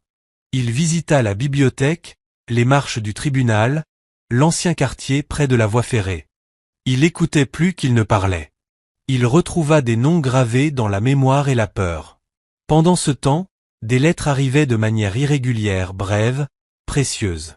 D'Ibrahim, le travail est dur. J'apprends les racines. J'envoie ce que je peux. De Kofi, les chiffres ont du sens partout. Je fais attention. De ceux, les machines sont les mêmes dans chaque ville. Les gens ne le sont pas. Babacar dictait ses messages via le téléphone d'un voisin. Maman, je me souviens des règles. Kadidatu lisait chaque lettre 2 fois, puis la pliait soigneusement. La ville se resserrait autour d'elle. Un homme posait des questions au point d'eau. Une femme lui conseilla de ne pas marcher seule la nuit. Le propriétaire augmenta le loyer sans explication. Kadidatu comprit le message, l'attention était revenue. Amadou Keita rendit visite à nouveau, plus âgé et plus fatigué qu'avant. Je peux t'aider à préparer, dit-il. Pas pour accuser, pour documenter. Kadidatu acquiesça. J'ai fini de me cacher. Amadou regarda Musa. Et toi? Musa soutint son regard. Moi, j'écouterai. Ils travaillèrent en silence, lentement. Ils photographièrent des documents. Ils croisèrent des noms. Ils retrouvèrent des familles qui se souvenaient encore de l'expulsion. Certains refusèrent de parler. Certains pleurèrent. Certains attendaient qu'on leur pose la question depuis longtemps. Un soir, Musa rentra pâle. Il surveille, dit-il. Les gens de Sissoko. Kadidatu s'assit. Alors on ne fait rien d'imprudent. Ne rien faire, répondit Musa sans dureté, c'est ce qui nous a amenés ici. Elle sourit tristement. Tout faire d'un coup, c'est comme ça que les gens disparaissent. Ils firent un compromis, preuve d'abord, sécurité toujours. La décision pour Musa de partir se prit sans cérémonie. Dar était devenu trop petit. Il irait d'abord à Hara, puis plus loin si nécessaire. La distance le protégerait et élargirait son action. La dernière nuit, Kadidatu prépara leur meilleur repas depuis des mois. Ils mangèrent lentement, honorant quelque chose de non dit. Tu ne m'as pas volé ma vie, dit soudain Musa. Tu lui as donné une direction. Les yeux de Kadidatu se remplirent de larmes. J'ai volé du temps à d'autres, murmura-t-elle. Musa secoua la tête. Tu as gardé la vérité vivante. Ça compte. Quand il partit à l'aube, Kadidatu resta dans l'embrasure de la porte sans faire signe. Elle regarda jusqu'à ce que la rue l'engloutisse. Seule à nouveau, elle remit l'enveloppe dans la boîte métallique. La vérité n'était plus seulement la sienne. Elle circulait désormais à travers les villes, les mains, la mémoire. Et quelque part, des hommes qui avaient bâti des empires sur le silence commençaient à sentir le sol bouger sous leurs pieds. Les séparations ne se produisirent pas d'un coup. Elles ne le font jamais. Elles se déroulèrent comme un lent démantèlement, pièce par pièce, souvenir par souvenir, jusqu'à ce que Kadidatu Kelibali se réveille un matin et réalise qu'il n'y avait plus de pas à compter. Ibrahim Dio envoya de l'argent en premier. Pas beaucoup, jamais assez pour se sentir en sécurité, mais régulièrement. Il conduisait désormais des camions à travers les frontières, où les uniformes changeaient mais la suspicion restait la même. Ses lettres étaient brèves, pratiques, je dors dans la cabine. C'est plus sûr. J'ai appris quelle route éviter. Kofi Mensa écrivait moins souvent, mais ses mots portaient un optimisme prudent. J'apprends comment les entreprises cachent leurs pertes. Les chiffres disent la vérité si on sait comment les interroger. Les messages de ceux arrivaient via des téléphones empruntés. Tard la nuit, j'ai réparé un générateur aujourd'hui. Ils ont payé correctement. Je ne parle pas beaucoup. Ça me rend invisible. Babacar envoyait des notes vocales quand il le pouvait. Sa voix devenait plus grave, plus stable, mais il posait toujours la même question à la fin. Maman, tu manges? Kadidatu répondait à chaque message. Elle ne mentionnait jamais à quel point le riz devenait rare, ni la fréquence croissante des coups du propriétaire à la porte. Elle ne décrivait pas non plus la fatigue qui gagnait son corps, ni le silence qui s'installait dans ses os la nuit. Elle choisissait ce que les mères choisissent toujours, protégées par omission. Le temps passa. Les mois devinrent des années. Dar changea comme les villes changent, de nouveaux bâtiments à côté d'anciennes blessures, de la peinture fraîche couvrant les fissures sans réparer les fondations. Le port s'agrandit. Le marché devint plus bruyant. Et quelque part entre survie et mémoire, Kadidatu vieillit. Ses mains se raidirent. Sa vue diminua. Le travail qu'elle faisait autrefois rapidement exigeait désormais des pauses. Les employeurs remarquèrent. Certains la remplacèrent discrètement. D'autres cessèrent simplement d'appeler. L'enveloppe resta. Elle reposait sous le tapis, soigneusement enveloppée, un objet qu'elle ne retirait pas, même lorsqu'elle devait changer de logement. Quand le propriétaire finit par la forcer à partir, trop de plaintes, trop d'attention, Kadidatu ne protesta pas. Elle empaqueta le peu qu'elle possédait et déménagea dans un endroit plus petit, plus loin du centre, vers les marges, là où les gens apprennent à ne pas poser de questions. Elle se dit que c'était temporaire. Le temporaire s'étira. Musa devint plus difficile à joindre. Ses lettres venaient de villes différentes, de numéros différents, avec des mots choisis pour survivre à l'interception. Les progrès sont lents mais réels. Les gens se souviennent plus qu'ils ne l'admettent. Amadou vieillissait vite lors de ses visites. Ses mains tremblaient davantage. Son optimisme s'amenuisait. Ils ont toujours le pouvoir, avertit-il. Et la patience. Kadidatu hocha la tête. Nous aussi. Mais la patience a un coût. Le jour où Kadidatu tomba dans l'escalier sans pouvoir se relever immédiatement, elle comprit que quelque chose avait changé. Un voisin la trouva des heures plus tard, confuse mais vivante. La clinique était surchargée. Sik vérifia l'électricité 2 fois. Kofi examina les factures sans se plaindre. Musa plaça la boîte métallique dans un coffre et s'assit à côté, sans l'ouvrir. Ibrahima resta près de la fenêtre jusqu'à l'aube. Au matin, Dar était réveillé. Les nouvelles circulaient plus vite, portées par les murmures et les téléphones. Une rumeur en forma une autre. « Tu as vu les voitures ? Qui était cette vieille femme ? Pourquoi 5 hommes ?» Alhaji Boubacar Sissoko remarqua le tremblement. Il avait bâti son empire sur la distance face aux conséquences. Il avait déjà survécu aux accusations. Mais cette fois, c'était différent. Organisé, intentionnel, patient. Il ordonna des vérifications. Des noms apparurent. Des liens s'alignèrent. Les 5, murmura-t-il avec un mince sourire. Les enfants ont grandi. Ce que Sissoko ignorait, ce qu'il ne pouvait pas savoir, c'est que les 5 n'étaient pas venus négocier. Ils étaient venus terminer ce qui avait commencé sous une voie ferrée 30 ans plus tôt. Et cette fois, Kadidatu Kelibali ne resterait pas seul devant le portail. Alhaji Boubacar Sissoko ne paniqua pas. Les hommes comme lui ne paniquent jamais. La panique est pour ceux qui pensent que le pouvoir peut disparaître soudainement. Sissoko croyait qu'il s'érode lentement si tant est qu'il s'érode. Il avait survécu aux ministres, aux journalistes, aux militants, même aux juges qui se souvenaient brièvement de leur devoir avant de l'oublier. Il connaissait le rythme des conséquences, retarder, distraire, nier. Quand on lui rapporta que 5 hommes avaient retiré Kadidatu d'un centre de soins avant l'aube, il ne cria pas. Il posa des questions.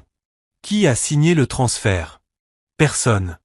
Qui a autorisé les véhicules? Aucun dossier. Qui sont-ils? Inconnus. Inconnu était un mot qu'il n'aimait pas. Il observa la ville depuis son bureau. Dar avait grandi sous sa surveillance, routes, ports, logements, projets. Ses empreintes étaient partout assez légères pour être niées, assez profondes pour durer. Trouvez la femme de ménage, dit-il. Elle a disparu, monsieur. Alors trouvez les hommes. L'après-midi, la pression commença. Appel poli, puis moins poli, puis des offres déguisées. Babacar refusa tout calmement. Il teste les limites, dit-il.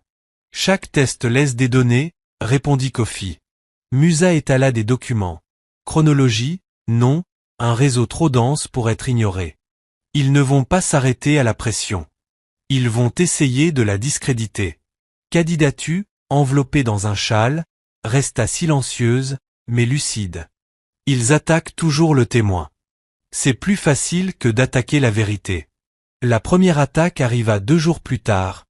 Un rapport en ligne accusant Kadidatu de chantage. Le texte était propre, juridique, dangereux. Trop propre, dit Kofi. Une convocation arriva ensuite, coopérer discrètement ou être exposé publiquement. Ils la transforment en criminelle, dit Babacar. Ils font toujours ça, répondit Kadidatu. Ibrahima voulut agir immédiatement. Musa refusa. Ils veulent une réaction désorganisée. Sinon ils contrôlent le récit.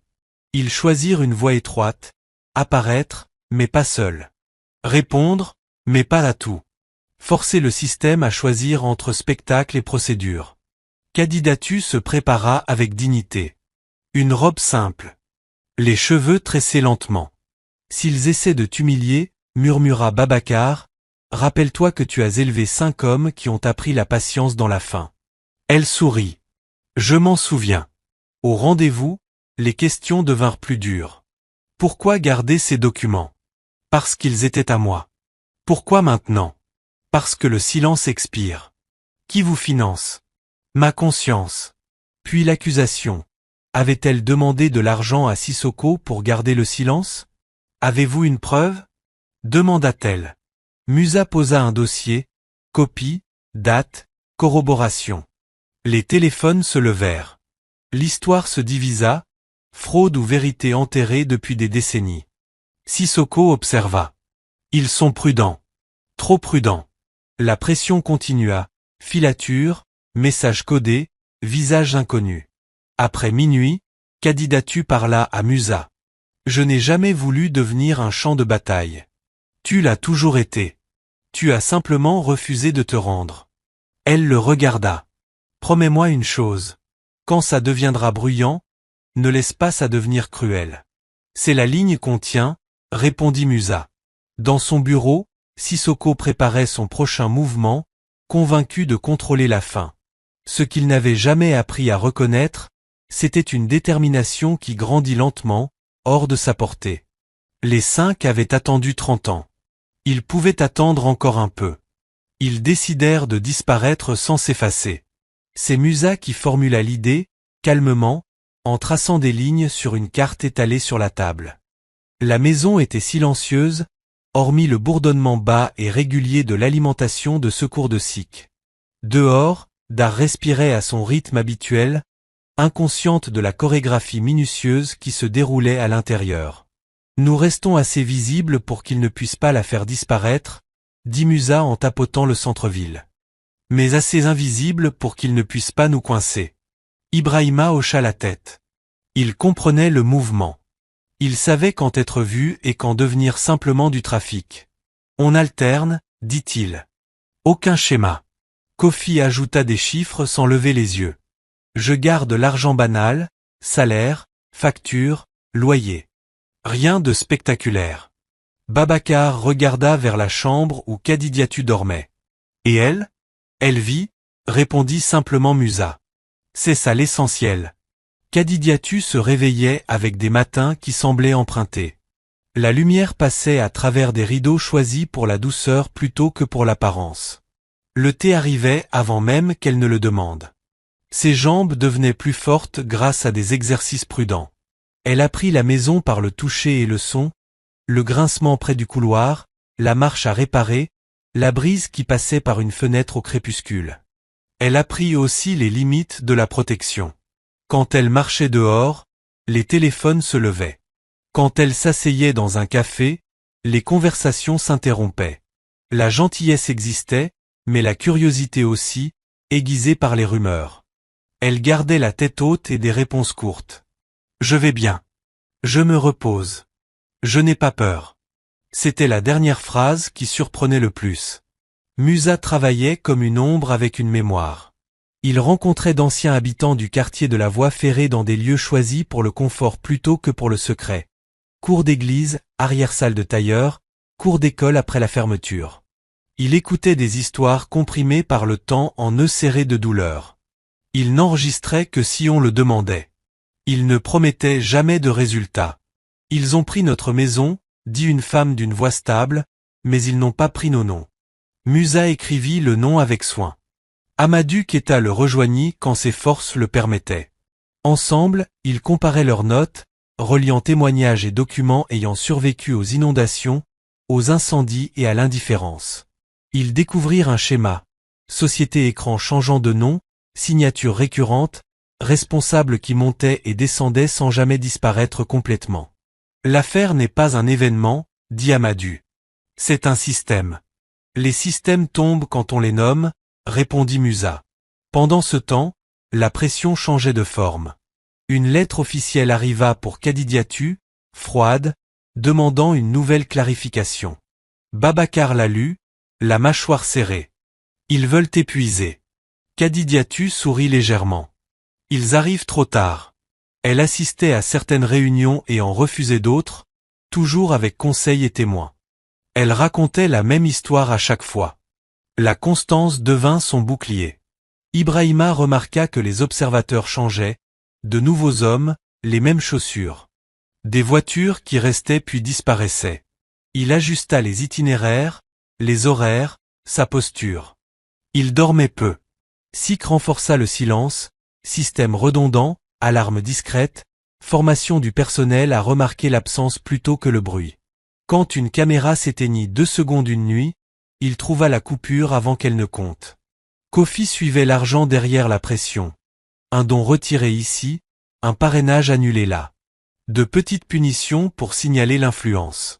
Il répondit par la patience, redistribuant les fonds pour que les soignants soient payés et que la nourriture arrive.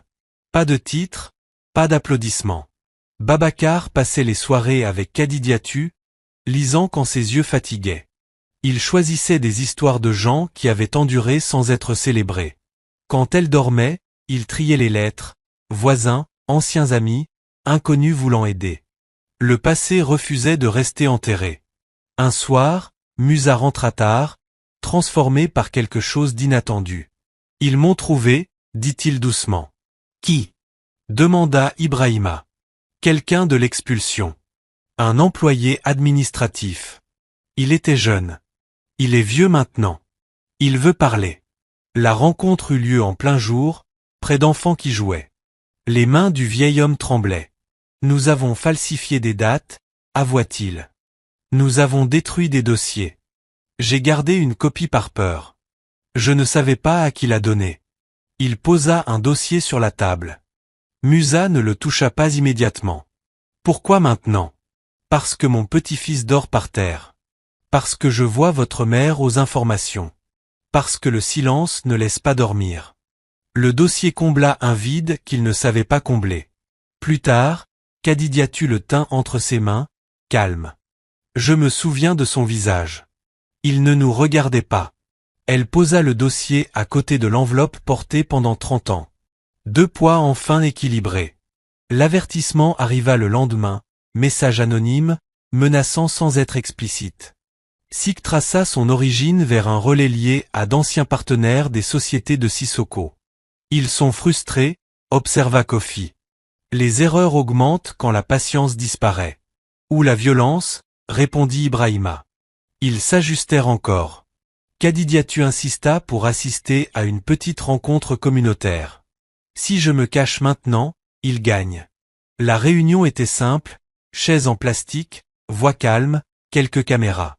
Kadidiatou parla brièvement. Racontez vos histoires. Pas pour moi, pour vous. Les applaudissements furent prudents, mais réels.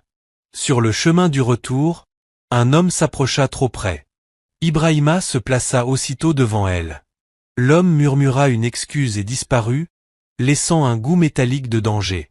Cette nuit-là, Musa étala toute la chronologie.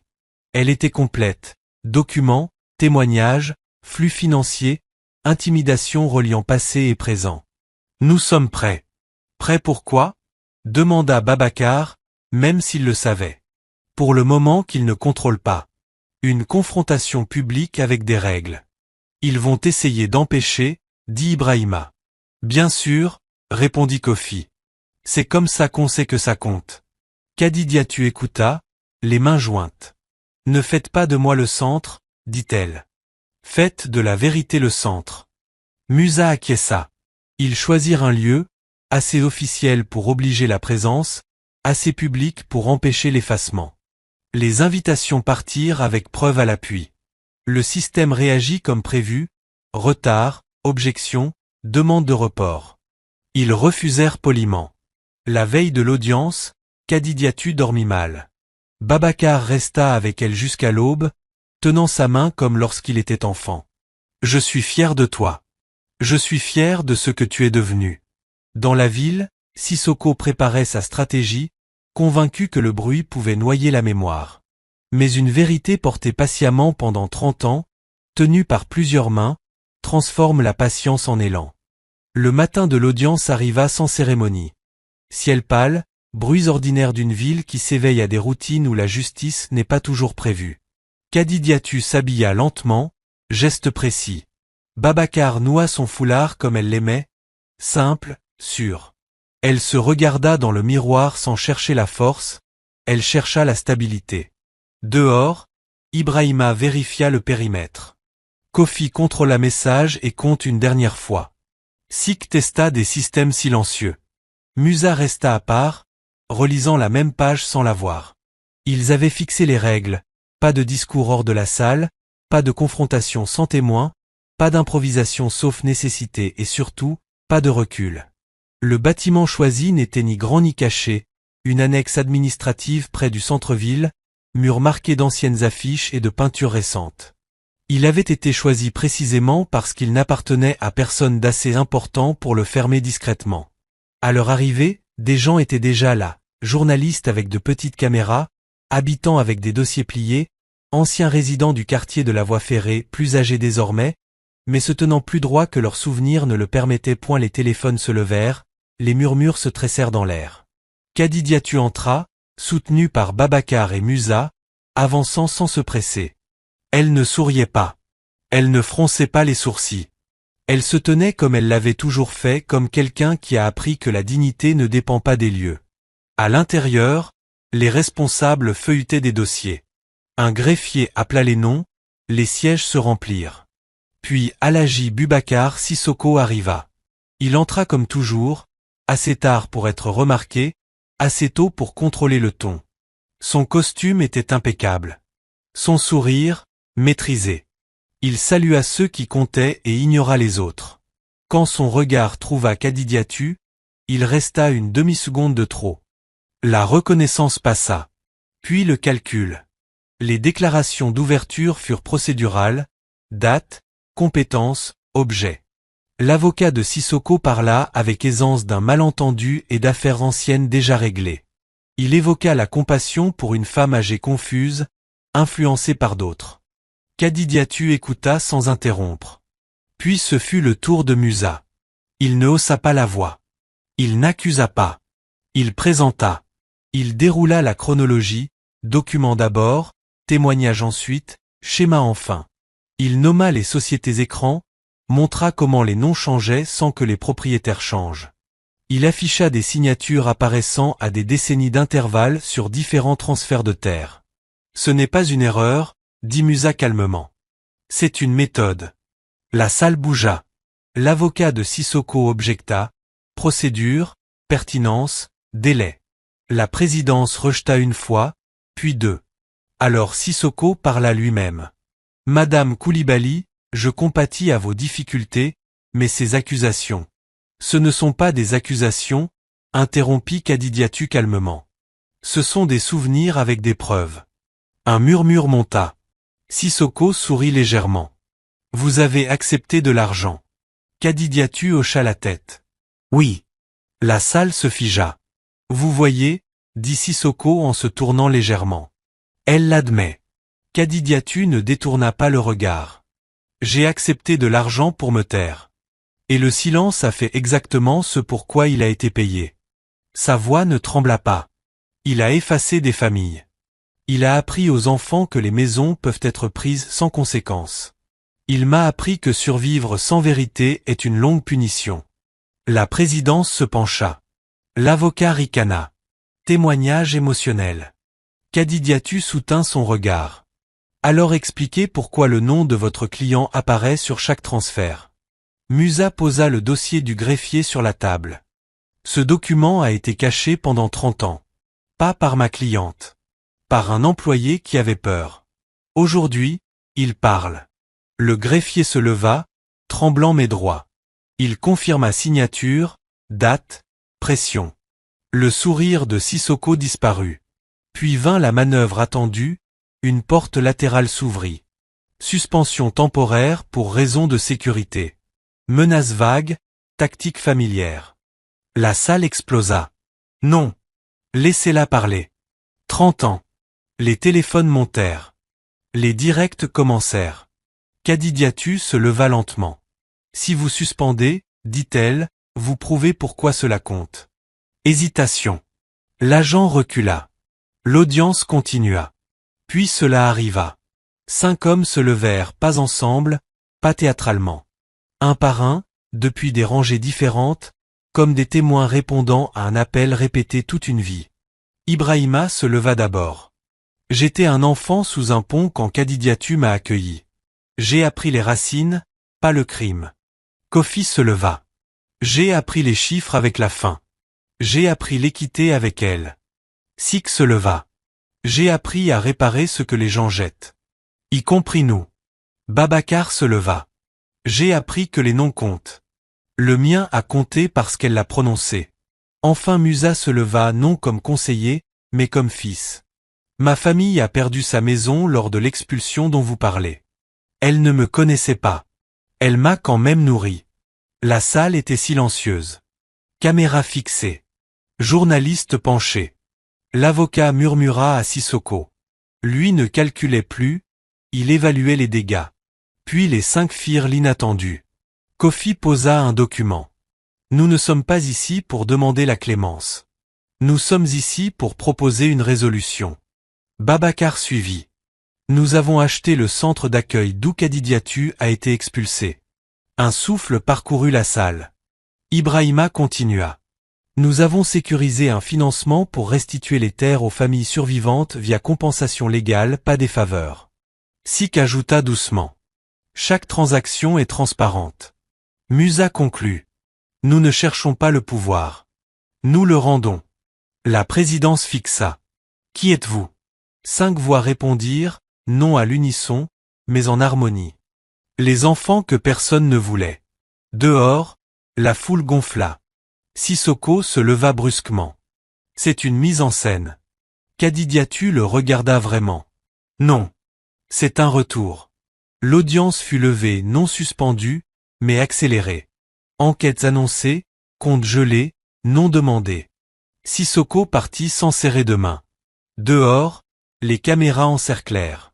Les 5 protégèrent Kadidiatu sans la cacher. Elle resta petite, droite, sous les questions.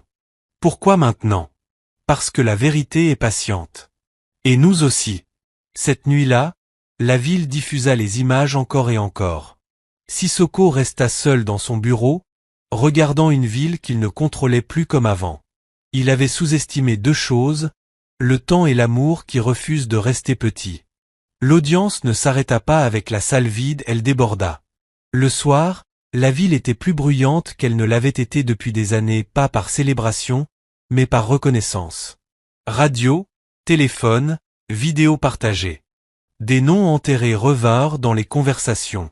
Le quartier de la voie ferrée revint dans la bouche de la ville, comme un mot enfin retrouvé. Sissoko ne dormit pas. Il marchait dans son bureau pendant que les assistants murmuraient. Compte signalé, partenaire appelant, invitation annulée, petites choses survivables seules, déstabilisantes ensemble. Contenez-le, dit-il finalement. À l'aube, la contre-attaque arriva. Communiqué poli, immédiat, semant le doute. Crédibilité des témoins, financement étranger, manipulation émotionnelle d'une femme âgée. Pas un démenti, un brouillard. Kofi lut et posa le document. Il gagne du temps. Pourquoi? Demanda Babacar. Pour du levier. Ou une disparition, répondit Musa. Ibrahima renforça la sécurité. On ne la déplace pas. Kadidiatu buvait son thé. Elle avait mieux dormi que prévu. Ils ne peuvent plus me faire disparaître. Ils ont besoin que je sois visible. Musa hocha la tête. Visible avec des règles. Les règles tinrent jusqu'à ce qu'elles ne tiennent plus.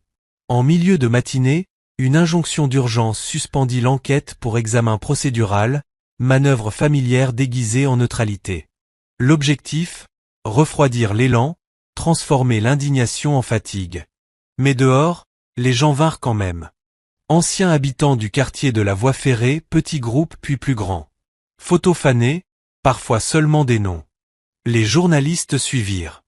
Kadidiatu insista pour venir. Ce n'est pas à propos de moi. C'est à propos d'eux. Les 5 débattirent, puis acceptèrent. Présence, pas performance. Ils arrivèrent dans une foule qui s'ouvrit non par peur, mais par respect. Kadidiatu se tint parmi des visages ressemblant à son passé. Plus âgés, marqués, jamais célébrés. Les histoires montèrent autour d'elle. Une porte arrachée, des nuits sur le ciment, des documents partagés en ligne, des noms entourés, des signatures comparées. Ce n'est pas nouveau, dit quelqu'un. C'est juste enfin entendu. À l'intérieur, les responsables virent la pause leur échapper. À midi, la présidence convoqua une session d'urgence publique. Sissoko arriva encore assurance plus mince. Son avocat plaida procédure et risque. Musa répondit avec retenue, volume de preuves, danger du retard pour les témoins. La présidence posa une question qui changea la salle. Madame Koulibaly, si la pause tient, que se passe-t-il ensuite?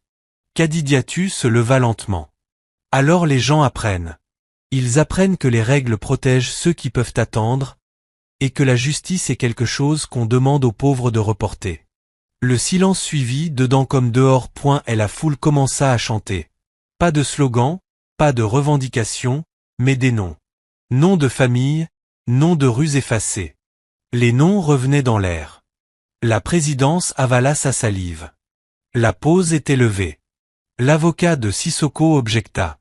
Rejeté. La session reprit avec urgence. Puis vint le second geste impensable. Kofi posa devant la présidence un paquet scellé. Ce n'est pas une preuve, dit-il. C'est de la responsabilité. À l'intérieur se trouvaient des accords légalement contraignants, irrévocables, exécutés via des trusts transparents.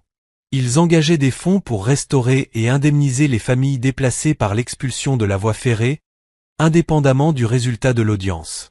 Pas de droit de nommer, pas de clause de contrôle, audit public. Ce n'est pas un marché, ajouta Musa. C'est un socle. La présidence fixa le paquet. Pourquoi faire cela avant un verdict? Babacar répondit calmement. Parce qu'attendre aurait semblé du levier. Sissoko se leva brusquement. Vous pensez que l'argent achète l'absolution? Kadidiatu se tourna vers lui. Non, dit-elle, mais il peut acheter la réparation. La salle ressentit alors le changement, non vers le pardon, mais vers la conséquence. Un greffier entra avec une note. La présidence la lut puis leva les yeux.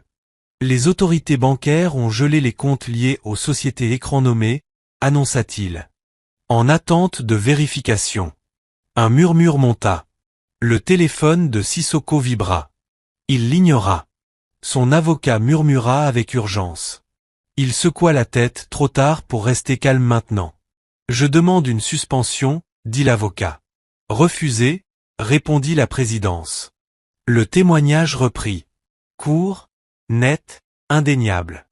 Un ancien contractant en sécurité décrivit les ordres reçus. Un géomètre confirma des limites modifiées. Le greffier répéta les dates. Chaque élément s'emboîta avec le son de l'inévitabilité. Dehors, le chant s'apaisa en silence attentif. À mesure que la nouvelle se répandait, les gens écoutaient. En fin d'après-midi, la présidence parla de nouveau. Sur la base des preuves présentées, Ce panel renvoie l'affaire à une enquête criminelle complète et à une restitution civile, déclara-t-il. Effectif immédiatement. Le visage de Sissoko perdit toute couleur. Ce n'est pas un verdict, poursuivit la présidence. C'est un commencement. Sissoko se leva. Vous le regretterez. Kadidiatou soutint son regard sans colère. Je l'ai déjà fait, dit-elle. Pendant 30 ans. Il partit sans cérémonie, les portes se fermant derrière lui avec un bruit trop définitif pour être ignoré. Les caméras se précipitèrent. Les questions fusèrent. Les 5 se rapprochèrent, non pour cacher Kadidiatou, mais pour la soutenir. Elle leva la main demandant un instant. Je ne répondrai pas à tout, dit-elle. Mais écoutez ceci. Elle se tourna vers la foule, puis vers la salle. La bonté n'efface pas le mal, dit-elle. Mais elle peut maintenir la vérité assez longtemps pour qu'elle soit utile. J'ai eu peur, un jour. Beaucoup d'entre nous. Aujourd'hui, la peur n'a pas gagné. Les applaudissements éclatèrent, prudents mais soutenus. À la tombée de la nuit, la foule se dispersa lentement, réticente à laisser s'échapper le moment.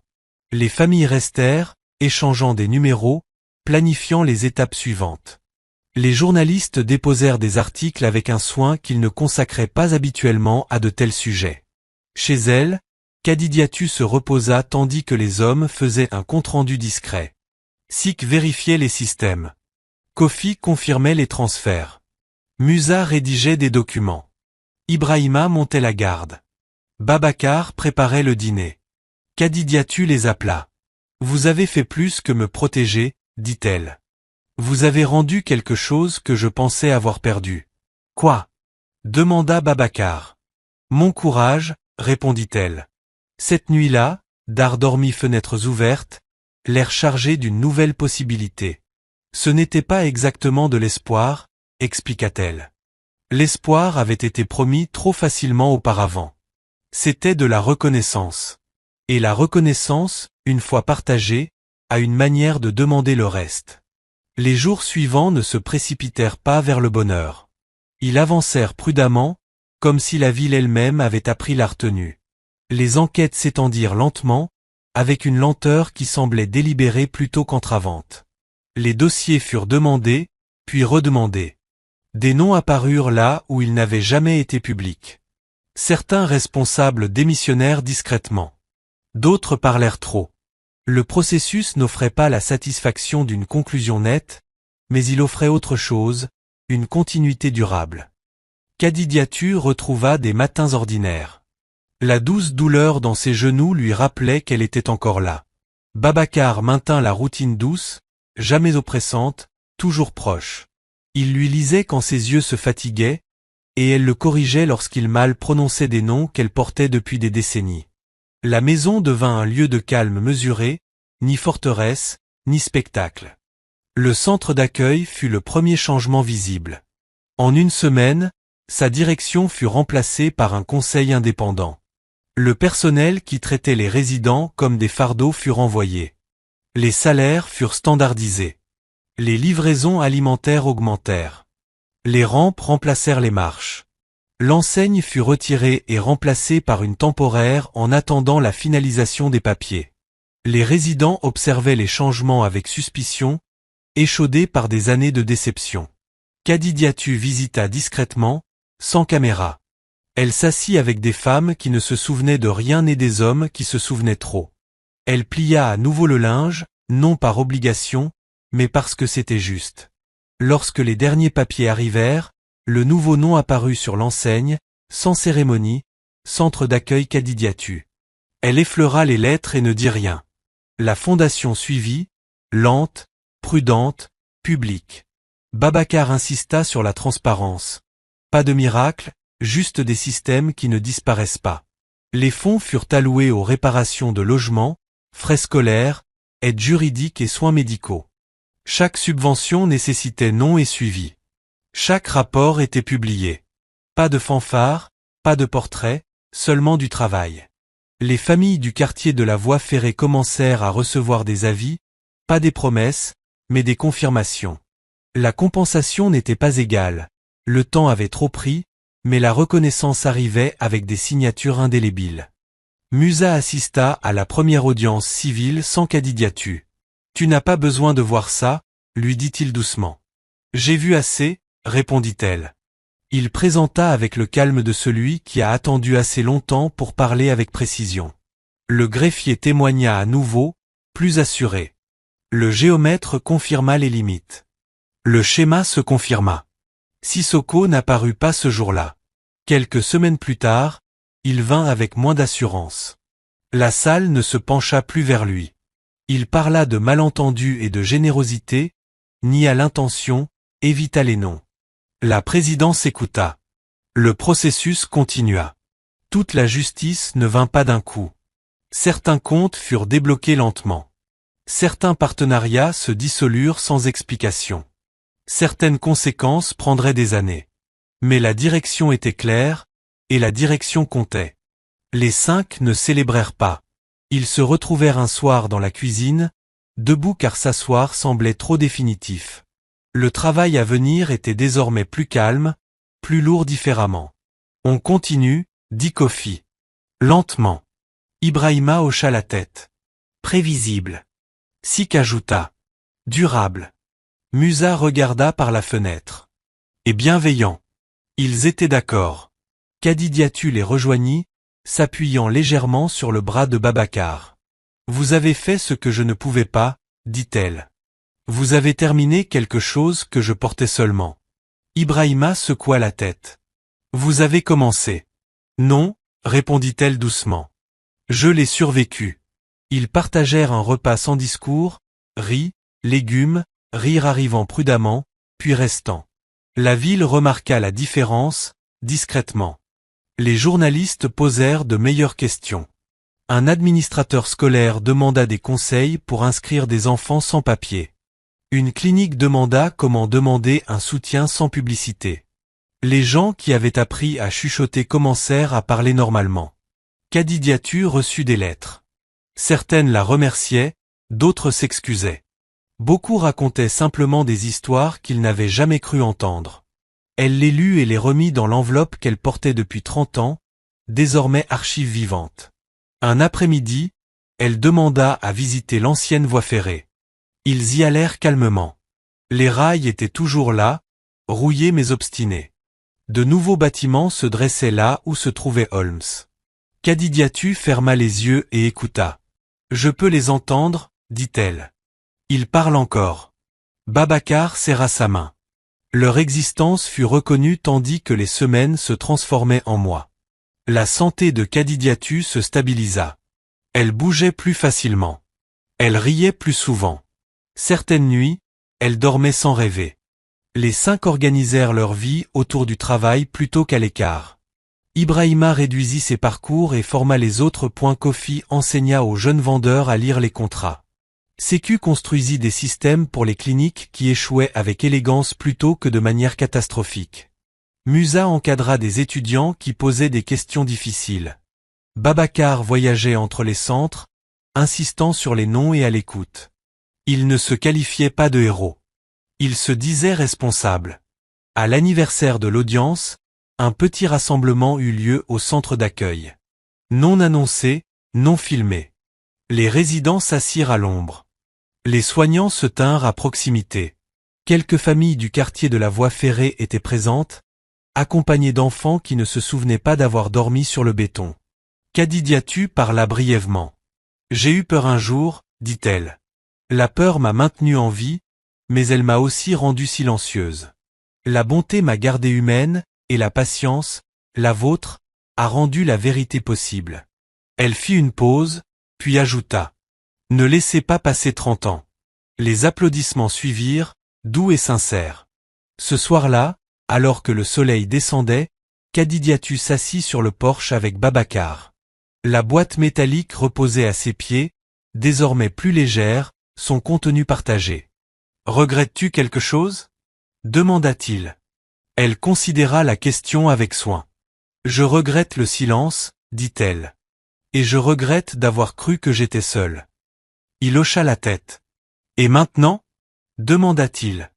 Elle sourit. « Maintenant, je suis chez moi. » La ville continua sa vie comme les villes le font, mais elle avançait différemment, avec une mémoire qui refusait d'être rangée. La justice n'était pas arrivée comme un tonnerre. Elle était arrivée sous la forme du soin. Et le soin, lorsqu'il est pratiqué de manière constante, s'est révélé être la force la plus impensable de toutes. L'histoire de Khadidiatou Kouliby ne parle pas de miracle. Elle parle du temps. Elle montre comment la bonté, lorsqu'elle est pratiquée discrètement et de façon constante, peut survivre à la peur, à la pauvreté et même à l'injustice qui semble trop puissante pour être confrontée. Khadidiatou n'a pas changé le monde avec des discours ou de la richesse. Elle l'a changé par sa présence, par le partage de nourriture quand elle avait peu, par l'abri offert au prix de sa sécurité, par le silence supporté non parce qu'elle pensait que c'était juste, mais parce qu'elle croyait que survivre était nécessaire. Pourtant, la leçon la plus profonde de sa vie est que survivre seul n'est pas la même chose que guérir. Pendant des années, Khadidiatou porta une vérité. Elle avait trop peur pour parler. Ce silence n'a pas mis fin au mal. Il retardait la justice et permettait aux mêmes blessures de se répéter sous de nouvelles formes, sur de nouveaux corps, dans de nouvelles générations. Mais le silence ne fut pas son héritage final. Le courage le fut. Les 5 garçons qu'elle accueillit ne lui rendirent pas l'appareil avec de l'argent ou du statut. Ils lui rendirent avec la mémoire, avec la patience, avec la décision de grandir lentement, honnêtement et responsablement jusqu'à être assez fort pour ne pas dominer le monde, mais pour le corriger. Cette histoire nous rappelle que la justice n'arrive que rarement sous la forme d'un moment dramatique. Le plus souvent, elle arrive comme un soin répété dans le temps, comme des systèmes construits discrètement, comme la vérité prononcée sans cruauté, comme la responsabilité qui n'a pas besoin de vengeance pour être complète. Khadidiatou nous enseigne qu'il n'est jamais trop tard pour choisir autrement. Que même lorsque la peur a façonné nos décisions passées, le courage peut encore façonner notre fin, et que l'amour que nous offrons aux personnes que le monde a rejetées ne disparaît pas. Il se multiplie souvent de façon que nous ne vivrons jamais assez longtemps pour prévoir. Si cette histoire vous a touché, nous aimerions vous entendre. Quelle partie vous a le plus marqué? À quoi vous a-t-elle rappelé dans votre propre vie? Partagez vos pensées dans les commentaires. Votre voix compte ici. Et si vous croyez aux histoires qui honorent la bonté, la justice, la guérison et les secondes chances, pensez à vous abonner à la chaîne. Aimez et partagez cette histoire afin qu'elle atteigne quelqu'un qui en a besoin aujourd'hui. C'est ainsi que les histoires continuent d'agir bien après qu'elles ont été racontées.